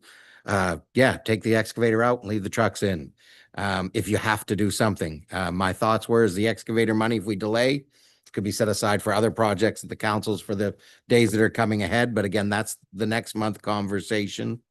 Taylor Road preservation. That's one we've been looking at ourselves. We were setting aside that amount of money. It's not enough to do it all. However, one of the recent discussions is that Margin Street's in there. And if we put some of the Taylor Road project to it, we could time all of Margin Street in the fall and spring. And then see where we are with doing all of the Margin Street, because we shrunk Margin Street and we were going to phase it, trying to reduce the amount of work. And it's kind of maybe been a better idea maybe to left Margin Street in at 100% and delayed Taylor a year. But again, removing it completely, I think from my perspective and working with the team in the first year, we were trying to sustain prior funding levels as a stay flat year, because there is justification being built that we're underfunding our capital needs. And I think but to say I know that with unequivocal certainty, I don't. I'm only 1 year in. There's a lot to this. I think we've learned in this year's capital plan, there's a lot of pieces to knowing what we have to get and when we need to do it. So that's why I felt it was a good year to try to do a sustain. We actually ended up doing a few small cuts right at the end of the impact to taxes. So it's slightly under what last year's impact to taxes were. But I would say, if anything that would stick out to me as a glaring, don't do it, leave the Public Works trucks in, please, without question. The facilities, Public Works trucks? All 3. Every vehicle on there right now, we would like to see there. It's because we were going to have a discussion with you about the age, need, and why. But they feel they're all replacements, and 2 for sure and a third real close. So, and I want to get a better handle on why the third's coming in like that. But they have significant needs in their trucks. the CRM piece, honestly, my take on that was it's not that huge, but I also feel like, I think you're getting the budget software, finance software. And my sense is like, we're going to inundate you with trying to roll out new software, and maybe Yep. that's not a great idea. So that seems like an easy one. But Does anybody else have anything on this one? And the only last piece, not all of these were funded through property taxes. So if you do, not all of them, some of them were using reserves. on the list that I had, they were all, they're all. CRM was using the interest on investment reserve to fund it for Okay. this year only. That would be the one that stuck out, Okay. but the rest were, I think no, the you're rest right, were the rest taxed were then. taxes. Okay. Yep. All right. Anything else from anybody? All right. Why don't we call the question then? All those in favor of order 25? Well, just one second. I mean, I'm willing to amend it for pushing the excavator. And as I said at the last meeting, I do like the idea, and that's why we sort of did that. But after I finally actually got to see where everything was lining up, that's how I came up with these. And I know we're gonna need money in reserves that we don't have, but I still am more interested in coming closer to a $0 increase for taxpayers. So if other council members are open to, I guess, the excavator, I guess that's it. What'd you say about Taylor Road? Again, and was Taylor Road meant to be paved? And Because that- Taylor Road's a preservation project for reclaim and other work because there are some issues with it. I felt it was better. This is one of the ones that's in there, and I'm leaning towards delaying just because of Margin Street, but we didn't want to take the money out. It was what was requested, so we left it there. But I thought there was more work needed on what the exact project should be and how we were going to design it and build it before we said yes, because I think it's a long-term upgrade to that road that we'll have to maintain moving forward. So, Public Works has done great research on all of these. I just felt a little bit more was needed on Taylor Road, so it was coming in with a fund it but delay it recommendation. Still going to need the money at some point, just like Chris needed the $300,000 Correct. for his. It need the money at some Yep. point, but we weren't recommending implement this year. Yep. So if council is open, I'm open to amend it to the 351. That would be those Taylor excavator and the CRM, if that seems reasonable to Clint, that he's not going to have time to roll out a CRM software. So it's, all right. So you're making a amendment to your order, striking out what two pieces? Or what pieces? The excavator, 200,000, Not striking out, only keeping. only keeping? It would be the CRM software, excavator, and Taylor Road preservation. Clint, remind me, how much do we pay to rent an excavator every year? I know it's half the year, right? Excavators are built into the end up coming out of the project cost themselves. I think the last number was $3,600 a month, somewhere's around 37.5 total. That was like half the year, right? Yeah. Last year. Yeah, and last year we 6 months. rented it for 6 months. Okay. All right. So that's, Leo, you're asking that you want to pull or you want to keep? I'm not. Those are the ones I want to keep.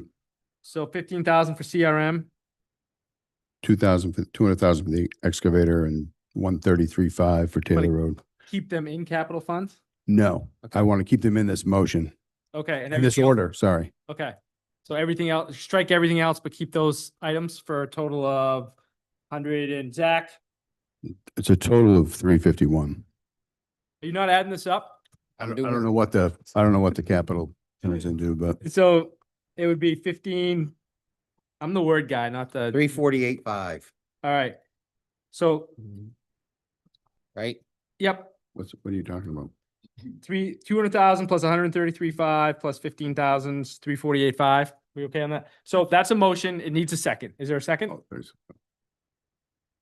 Seeing no second, the motion fails. Any more discussion on the underlying order? Council Marks?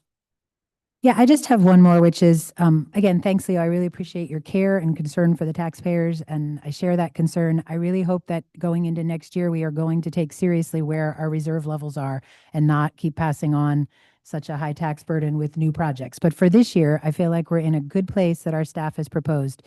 And I do want to ask that when we look at these numbers, just as I pointed out in the operating expenses, if you're going to look back and try to compare what we spend on capital projects in FY26 back to FY28, FY18, sorry, you need to inflation adjust numbers because they go up significantly with inflation. So just for the They future, as we have these don't. discussions as a council, can we please remember that those capital numbers also need to be inflation adjusted if we're looking back and comparing? But I think, I'll have to look at it again, but capital tends to go up and down. So it's not Either a way, direct line. either way, each individual year, you can say we spent 1.4 million on capital projects in FY18. And in the current day, that would be much closer to 1.8. Right. So as we look at those numbers, we need to inflation adjust them if we're trying to hold ourselves steady.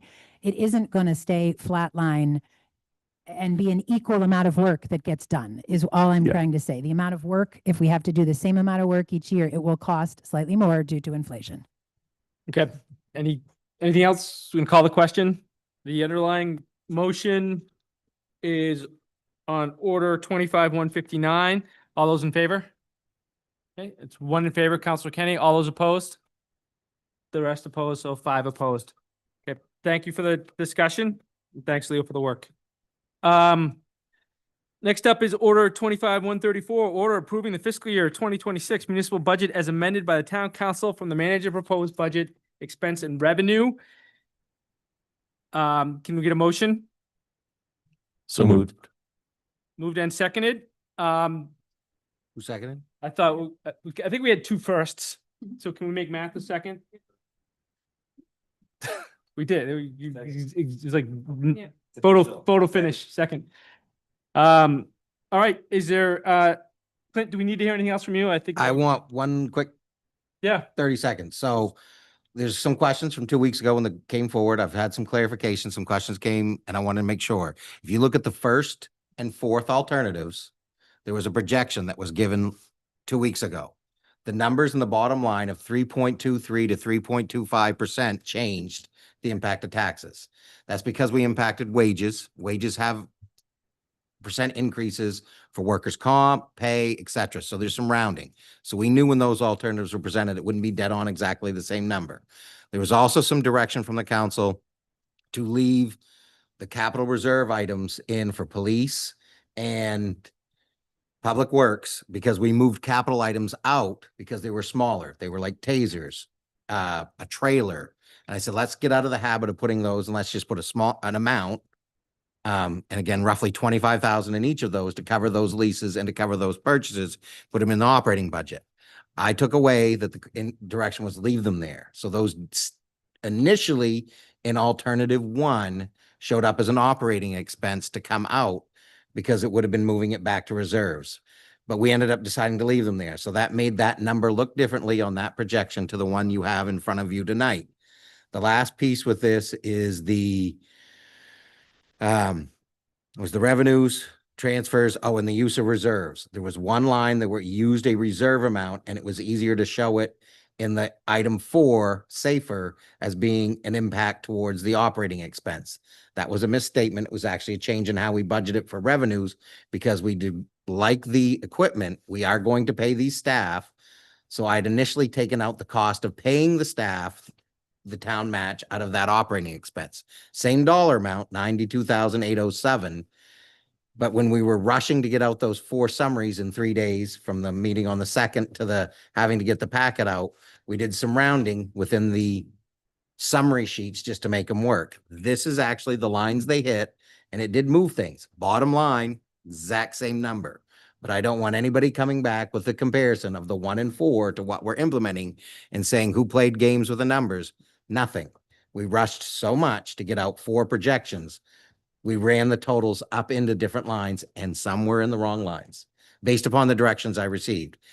Again, we can move things back. That's where I think the council has their prerogative of what's operating and what's not. I just moved them to where I thought your directions were. So I want to make sure I got that out there. Appreciate you clarifying. We had a conversation because of that misalignment Thursday or whatever day it was. So appreciate that.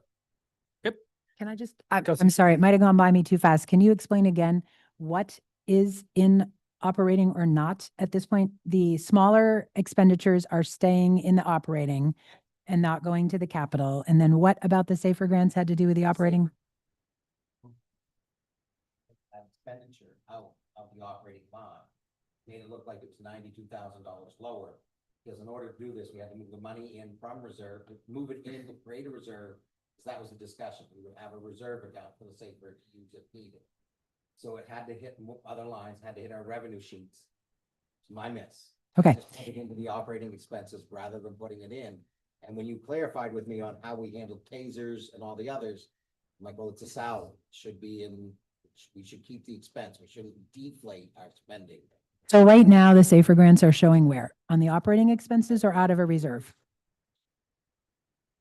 Right. But the cost is showing where? The income is showing in reserves.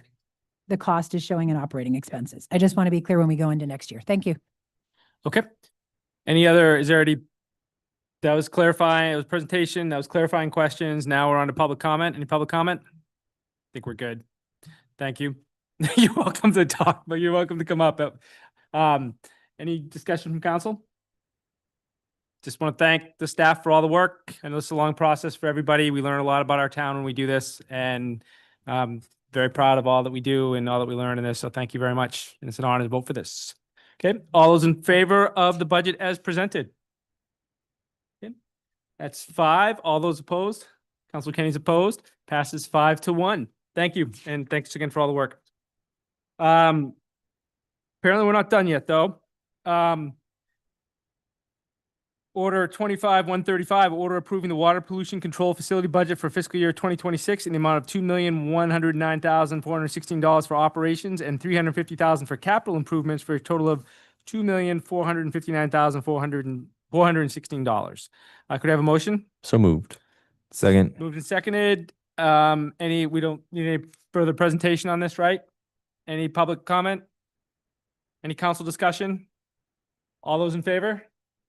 Okay, it passes 6-0 unanimously. Order 25-136, order approving a sewer user fee increase from $6.25 per 100 cubic feet to $7.09 per 100 cubic feet with a minimum quarterly charge of $85.08 effective July 1, 2025 billing date. Can I have a motion? Point of order before the motion. Okay. The attachment rate sheet, the current rate is 675. The order says 625, but the attachment was right. The order is wrong. That's an old rate. Okay. It's supposed to be 6. It's just a typo, but before you made the motion, I think you could fix that there as a. Okay. Do we want to go through the rigmarole of amending just a clerical difference just to do it? Okay. All right, let's get it on the table first. We had a point, Yep, sorry. Yep, no problem. Point of order, so now we still need a motion. So moved. Second. Moved and seconded. I move to amend Nice. 25-136 to say 677.5 instead of 625. Is there a second? Second. Any discussion?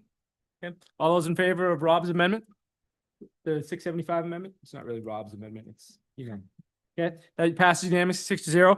All right, now in the underlying, back to the underlying order, is there any staff presentation? We've talked about this several times, right? Any public comment? Any council discussion? All those in favor of order 25-136 as amended? Kim, it's unanimous. Thank you. Order 25-138, an order approving a fiscal year 2026 economic development budget of $879,587 for operations and $130,000 for capital, totaling $1,009,587 funded by the following tax increment and financing district development programs as listed in the agenda. Which one did I Skipped skip? Do you let me read the whole thing before I? Did someone put you up to that? Yeah. All right. I skipped one. I was out of order. We are doing order 25-137. Thank you very much. Order approving the 5-year capital investment plans FY 2026 to FY 2030 for the town water pollution control facility and expend the funds for FY 2026 consistent with the plan. Could I have a motion? So moved. Second. Moved and seconded. Any council, any staff discussion on this one? Think we've Get any questions? We'll. covered it. Yep. Any public discussion? Any council discussion? All those in favor of order 25-137 as presented? That is unanimous. Thank you. Can I do order 25-138 now? Thanks. Order 125-138, approving a fiscal year 2026 economic development budget of $879,587 for operations and $130,000 for capital, totaling $1,009,587 funded by the following tax increment financing district development programs as listed in the agenda. Could I have a motion? Have to read it twice. So moved. Second. Moved and seconded. Any discussion from staff, Clint? The order looks different than last year, but it's the same information. Okay, We just broke things up. great. Any public comment? Any council comment, discussion? All those in favor of order 25-138? It is unanimous, 6-0. And finally, on the last action item of the evening's order 25-139, order approving revisions of the town of Orono fee schedule effective July 1, 2025. Could I have a motion? Moved. Second. Moved and seconded. Any discussion from what's going to cost to get married, Shelley? I'm sorry, I'm teasing you. It's my favorite one. All right. Any staff? Nothing? Anything from the public? All right. Any council discussion? All those in favor of the fee schedule, order 25-139. We're unanimous on that too. Okay, that ends the action items of our agenda. Good work. We move on to the consent agenda. The consent agenda is we move and vote on items as a single action item. Any member of the public, any member of the council could pull anything off the consent agenda, and I guess we'd have to go back into action items again to deal with it. But we would, because that's how we roll. Anybody want to pull anything off this? There's a number of them. Okay. All those in favor of the consent agenda? Oh, I need a motion. A motion to move the consent agenda. Moved. Second. Thank you. And thank you. All those in favor of the consent agenda? That's unanimous. Thank you. It takes us all the way down. Jeez, there was a. Well done. Now we're on to item 8, council committee reports.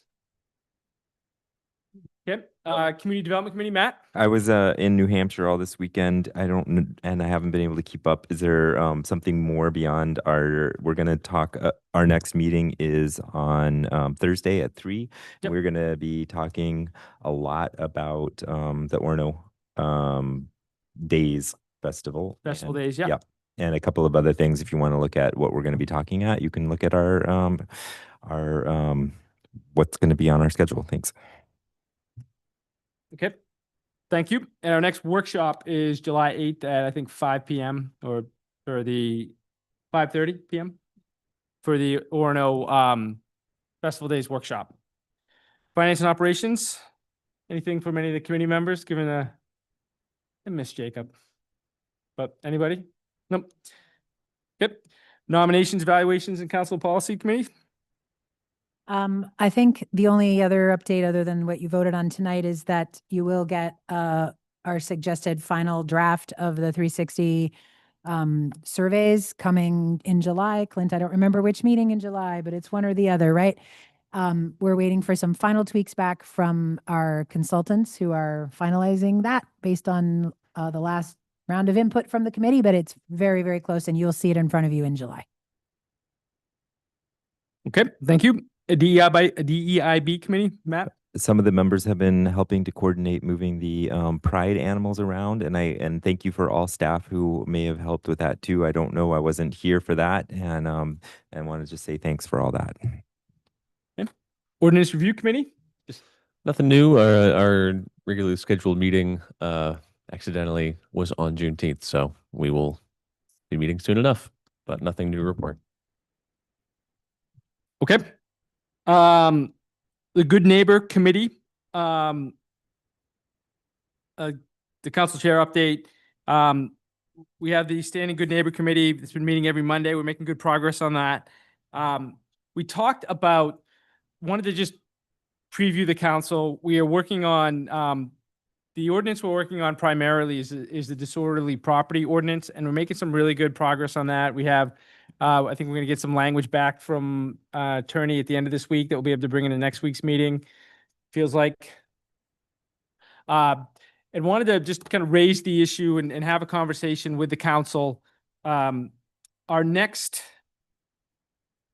our work is scheduled, that committee is scheduled to end its work on, well, have something for the council for our July 14th meeting, which I think is our next council meeting, right? So there's really nothing more for us to sequence. For some reason, I thought I don't know what this July 10th, I think You need to call the hearing on the July 14th council meeting. So they'll met on the 10th. It'll be on there to call a hearing and you'll not have seen it. It'll be in the same packet where you're calling the hearing. okay, So it's the same time. So I That's just wanted to make okay. sure you wanted to know that they're getting it the same day they're setting the hearing. thank you. So the thinking would be, and we'll discuss it as a council, but I wanted to raise it first as a thank you for the reminder, Clint. That when you see the agenda on the 10th, the Thursday, the 10th, it would likely include an agenda item for the 14th that would call a public hearing on the ordinance work that we're doing in the committee. So Leo's on the committee, Rob's on the committee. We're being staffed, Clint, Mitch, Chief Merrill's with us. So we'll have that. So just don't, and it's not going to be a public hearing on the 14th, but it'll be an item to call a public hearing at a future council meeting so we can move things along with the hope of finishing something by in August. And any questions about that? I just want to say thank you for bringing it ahead to let us know, because I also think for the public, this is kind of an issue that a lot of members of the public care about. So just having it on the record here that it's possible that at our next meeting on the 14th, we'll be calling a public hearing for the 28th, just gives people lots of notice to be aware and show up if they have things to share or say. I don't like to surprise anybody, as you all know. I kind of like to, I'm teasing. I surprise you more than I should, but I appreciate the indulgences. So we're talking about canceling an August meeting, and I wanted to give staff a little break from us. And we ask a lot of staff and frankly of ourselves. We're serving on a lot of different committees and in different capacities. So looking ahead to August, and wanted to get the sense of the council, there's the 11th and the 28th. I think I'd prefer is that right? 11 and 25, of course. Kind of more inclined to cancel the meeting on the 11th, if that makes sense to people. But we could decide it we could wait and decide it on the 14th as well. I guess we need an order in front of us at the next meeting anyway to cancel that's the process.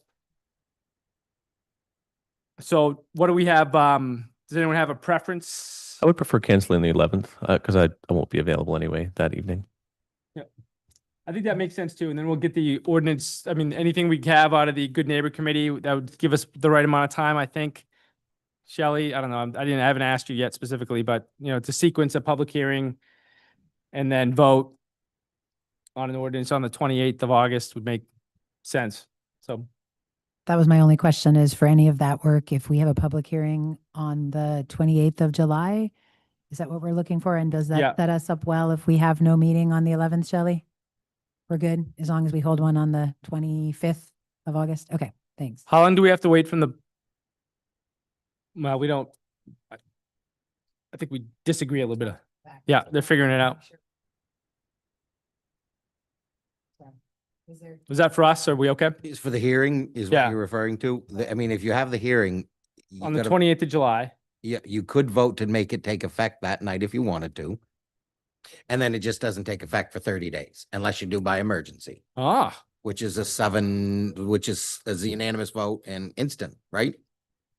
Thank you. So if we, I think so. I want to double check that, but there is an emergency provision as well. okay, so if for any reason on the 28th of July, there was enough public feedback that people didn't feel ready to vote right there on that ordinance change, because we frequently don't, we frequently wait till the next meeting for people to digest feedback. That sounds like it would lean toward canceling the later meeting in August, because I don't think you'd want to wait until the I- 25th for that discussion, Dan. So I kinda agree. I think we need to do Yeah. that the other way around. would you be all right, Rob? If, yeah. That's all right. All right, so why don't we, to keep things moving along, and because we've got work that we're gonna want to finish in time for Orono Festival Days and back to all that kind of engagement, why don't we plan unless someone strongly disagrees, and we'll plan to bring an order before us at our next meeting to cancel the August 11th meeting. Nope, the 25th meeting. I'm looking at the 11th on my calendar. All right, so we're gonna be here on the 11th. We're gonna take the 25th off. and that'll be the order that we have in front of us on the consent calendar. So I really ran that well, but thank you for the indulgence and the help. All right, town manager's report. Okay, so we're gonna skip B for a second.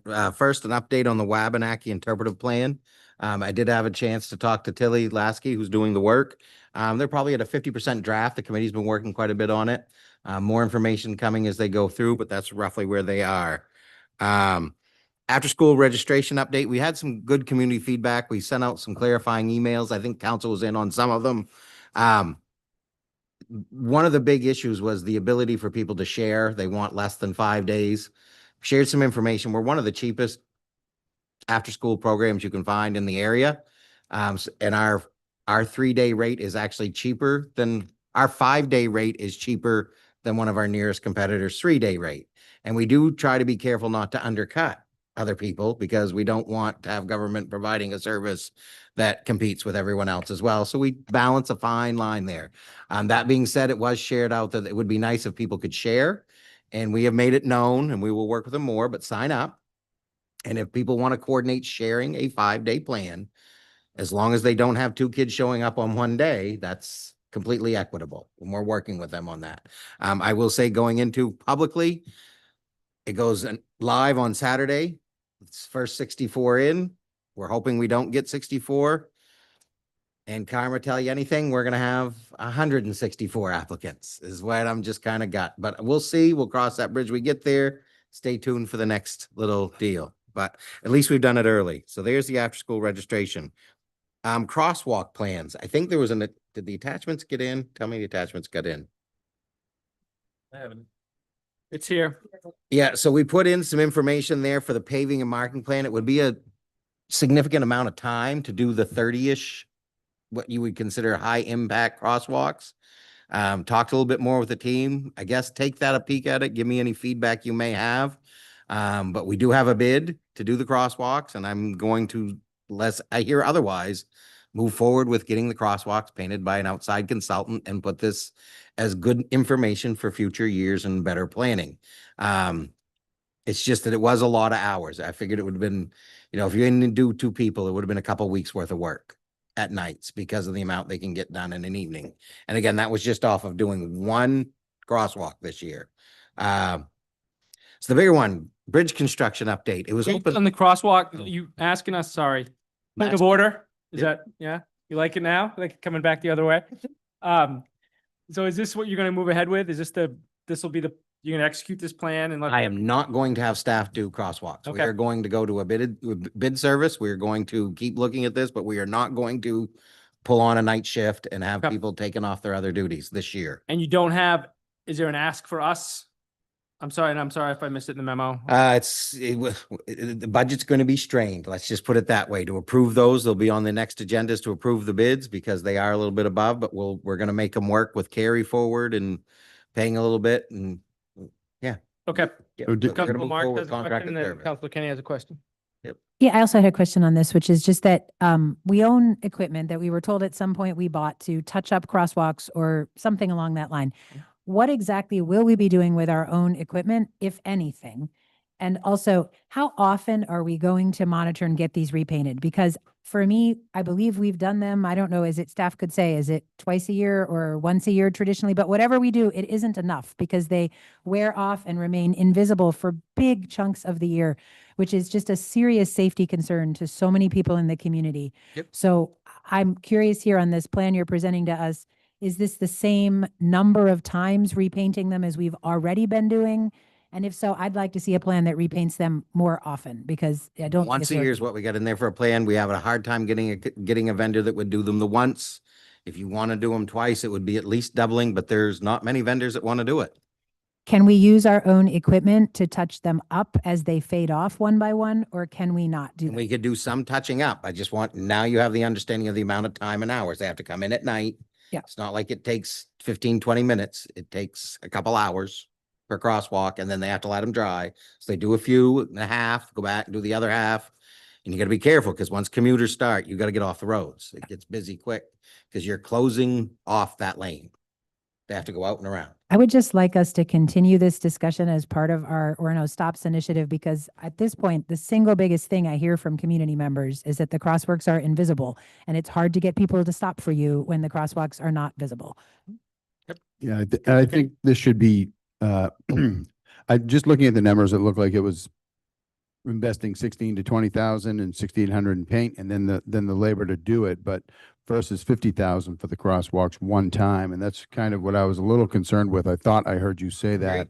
because, I mean, so if the 16 to 20 is for the better piece of equipment to do it, if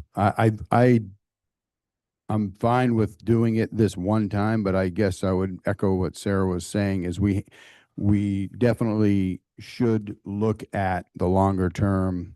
I mean, if it's a hard to get a vendor and it's so expensive, I mean, that'd be $100,000 versus, it cost us $7,000 to do it once we have the equipment plus labor. But I mean, I think We can that's- refine it more for you got the capital plan back in front of you in July. So if we have to do some and did shifting, we- that could be a way we could shift. Did we also talk about having further discussions about putting the blinking lights and stuff like that? Is that coming up too? Because I think that is part of this. I still I think have that- no blinking lights in any of this. Yeah, We're gonna get some. We're more gonna talk blinky about lights, it. though. Yeah, you can count we on like it. blinky lights. We love 'em. So we're gonna get, and those speed bumps don't fade. So we're gonna go, Speed tables. speed tables, traffic calming measures, if you want to be Go, there you go. absolutely correct. So we've got a number of projects that we're looking at the Community Development Committee. We'll come back to council and talk with folks about them. So, but I agree that this is part of Orono Stops, just like anything else, and I appreciate that we're having to go this route, but we'll talk more about it. Great. I have a question. Council Hardison. I don't know if Bill can clarify this or you, Clint. Do we have an actual line crosswalk painting equipment, or are we just talking a smaller piece of equipment that just does touch-ups? So if we wanted to see more, We're talking the Crosswalk difference of having a paintings. shovel and then having an excavator. We own a shovel. We can go out and paint on the street with a line striper to touch things up and take care of them. We cannot go out and commercially stripe all our lines ourselves in an efficient manner. That's kind of what the numbers are getting at. So that's kind of what, when we shared that the last time that we bought something so we could touch things up, it wasn't quite to the magnitude of doing 30 full crosswalks. Yep. Or 113 if we do them all. Okay. Okay. Good. Okay. And then my last one, so bridge construction update officially. I expended some money last week helping the DOT and us open the bridge for the weekend. I don't know how much. I know it's underneath my spending thresholds that I had to come back to the council. There is a chance, slim, that we could have it open most weekends through the end of the project. It's going to be about 10,000 each, 10,000 from the town, 10,000 from the state. And I do not have firm commitment from the state to do it, but that would be us. It is their project. And in order to do it, the best we've got to is a 50-50 split.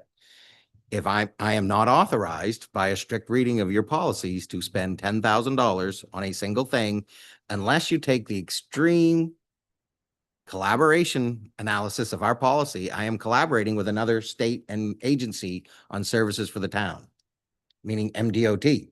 That is one stretch I wasn't going to make with you quite yet. But again, this shows you where our spending thresholds are quirky because a lot of people want us to do this. I was very close to saying, go for it and spend the, and saying, we'll commit to 10 grand, but I finally got it back to a point where I knew it would be under that. But again, if the council wants me, we're going to need to either tonight have a conversation that it's okay and that I'm in the collaboration vein, or I'm not, and we didn't give me authorization to do it. So you didn't entertain spending $1,500 6 times, which I'm glad you didn't, because that would have been right. That's not my role. Yeah, It's that's not good for my you. role. So Clint, just to I did clarify, do it once, Yeah. and I don't know how much it was, but I know it's under 7,500 for Yeah. the one time I did it. and so you believe that it would cost how much to get the bridge open every It's weekend? 20 grand. We got to split it 50, and the best offer Each week No. made For- 20,000 total. total. 10,000 from the town, 10,000 from the state, is what I proposed, and they have not answered yet. They've See. kicked it to 2 different people to get an answer. So I you haven't gotten need, the answer yet. you need something from us tonight about whether we want you to spend that 10,000? You If tell not- me what you want. If you, I Okay. need something, otherwise I can't spend up to 10 and I got to keep it to 7,500. And as I understand it, the biggest concern, although I live on the other side and it's very difficult and inconvenient a lot of times, but when I spoke with you individually, it sounded like your biggest concern was businesses in town. Yep. Can you speak a little bit about that and why we would be wanting to Yeah, support that? I know 3 businesses that shared with me some direct significant impacts. I walked around, spoke to a couple others. The weekends are the harder ones. They'd love to see it back. I got one, I'm waiting on the call back, but it was generally stated that if it could be open for the weekends, that's better than nothing. And then one rule is I will not allow this to delay the project. It's the project, if anything we're doing means that the project could get done in 6 weeks and this is going to make it 7. I said, no way. So right now, this is not, I spoke right directly to Sean McDougall of the BB, now I'm blanking on the name of his company name, but he said, no, we're on schedule. No worries there. This would be just something I could do every weekend, but was not asked to, and it would have a cost, and he gave the cost to MDOT. And yeah, that's where I'm at. I think it was, You can. yep, sorry. I think it was phenomenal. It was open this weekend. I love that you collaborated to make it happen. It was a very big weekend in Orono, and I thought it was wonderful that it was open this weekend. I'd be in favor of expending $10,000 over the life of the project to get it open every weekend if it's helpful to the businesses, and I think it's helpful to the community. We heard from a lot of people frustrated about it. I think it's gotten a little better, but I'd be in favor of it, but I'm not gonna lobby hard on it, but I'd vote for it, so. Can I ask Clint where you would be funding it from? Again, probably the majority is going to come in next fiscal year, so it's probably come out of the public works operating budgets, and there are some lines there that could cover this. I would probably bring it back as an order on July 14th, as a collaboration with MDOT, but I can't say yes now and bring it back to the 14th. It's got to be known that I'm saying yes. It will come back for council approval to meet that term, and you got to say yes. So this is your chance to say no, I So- guess is where I'm Yeah. getting at. So for me, if you're telling us that it's not going to go over our budget, it's within our public works budget coming up for FY26, I am perfectly fine with your making that choice and moving forward on that. That's 2 of us who've chimed in now. Yeah, I would concur. I think it's important to support our downtown businesses. And would love to think that it's up to 10 grand, and maybe if they get it done sooner than 8 weeks, it's less than that. So let's think I'm positive. working on that. but- I'm working on that. Would it be helpful if We you got- haven't? Yeah. Huh? Anyone, we could do it tonight if people are ready to do it. You have we'd have to all agree to do it though, to put it on the agenda. The majority of the complaints that I'm receiving is during the week. They have appointments to get to, work to get to, and not so much on the weekend. Yep. So considering costs and discussions for budgets and where money is going to come from, I'm okay with not spending the $10,000 to open it on weekends. I was feeling kind of similar, Lee. I mean, I appreciate the potential cost to businesses. I'm willing to entertain the motion, the idea. I just, my first inclination was that it felt like it is of limited utility for most people, for most of the time when they actually are being inconvenienced by it. But I don't know. I've talked to business owners that are really concerned, and they would find this to be very helpful, especially restaurants who get a lot of business on the weekends, and they feel that it's a deterrent to have to people on the way back from the university just hit the freeway and miss us. And so I'm for it, and I'm for supporting our local businesses, and especially the restaurants and pubs who make most of their money on the weekend. So I'm for that. So Rob, you I contemplating don't. for- Yeah, I'm comfortable with moving forward with it. I was saying that was my initial thinking, but I'm fine going with that. That sounds like the will of the council. Sarah's, I think, trying to track it down. I believe that we can put an order on our agenda right now by unanimous agreement and vote on it right now if you want us to. Sarah's double checking to make sure there isn't anything that prohibits I think us from so. doing that. We can do it anytime at the start of a meeting. I don't think there's anything that prohibits us from doing it at the end of a meeting. I don't know, Shelley, do you know what Do you know where that is right in the charter off the top of your head? I was just looking, but I don't know if we've Nope. always done it at the beginning, but I don't know that it specifies that anywhere in the charter. No.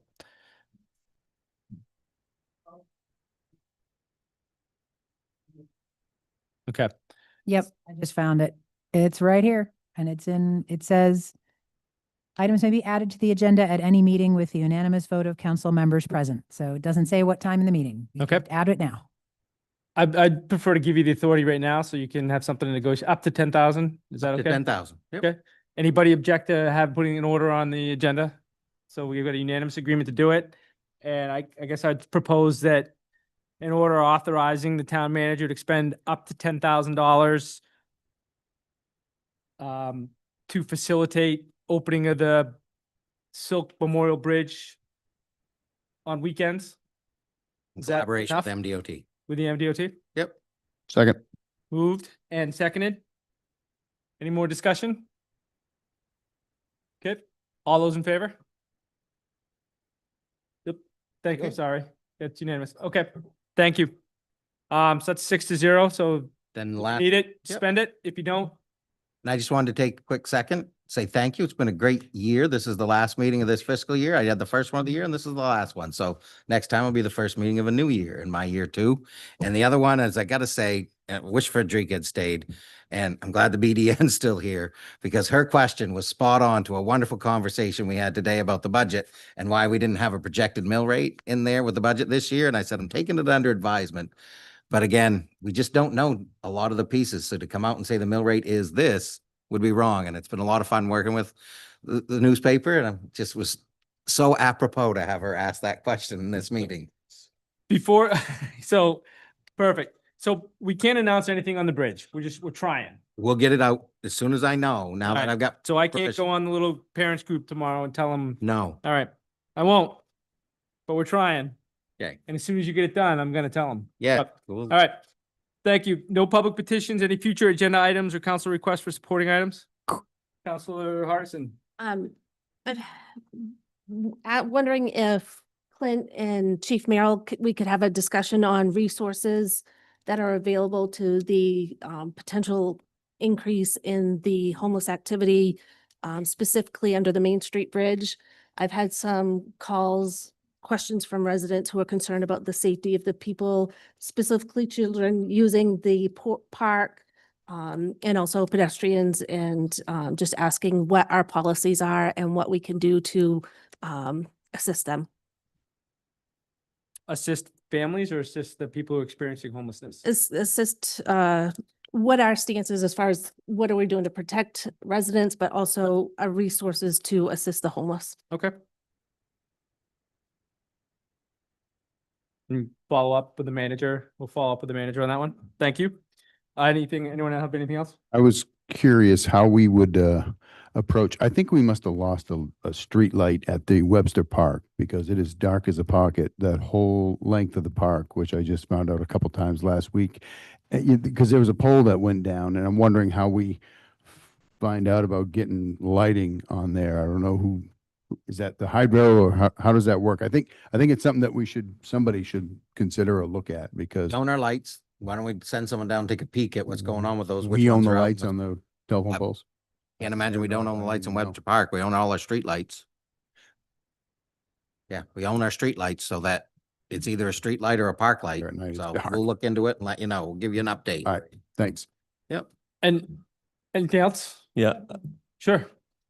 So as I raised at a previous meeting, I was waiting on some more information from the people at the Caring Community Cupboard in Old Town. And I have a letter from them that I'll forward to council and hopefully we can discuss the contents of that soon. Okay, thank you. Council Hardison, you had another one? I just want to thank Bill Cody for his service as the Director of Public Works and the organization, the direction that you've brought and the projects that you've made sure to be completed. And thank you and good luck in your next adventure. Thank you.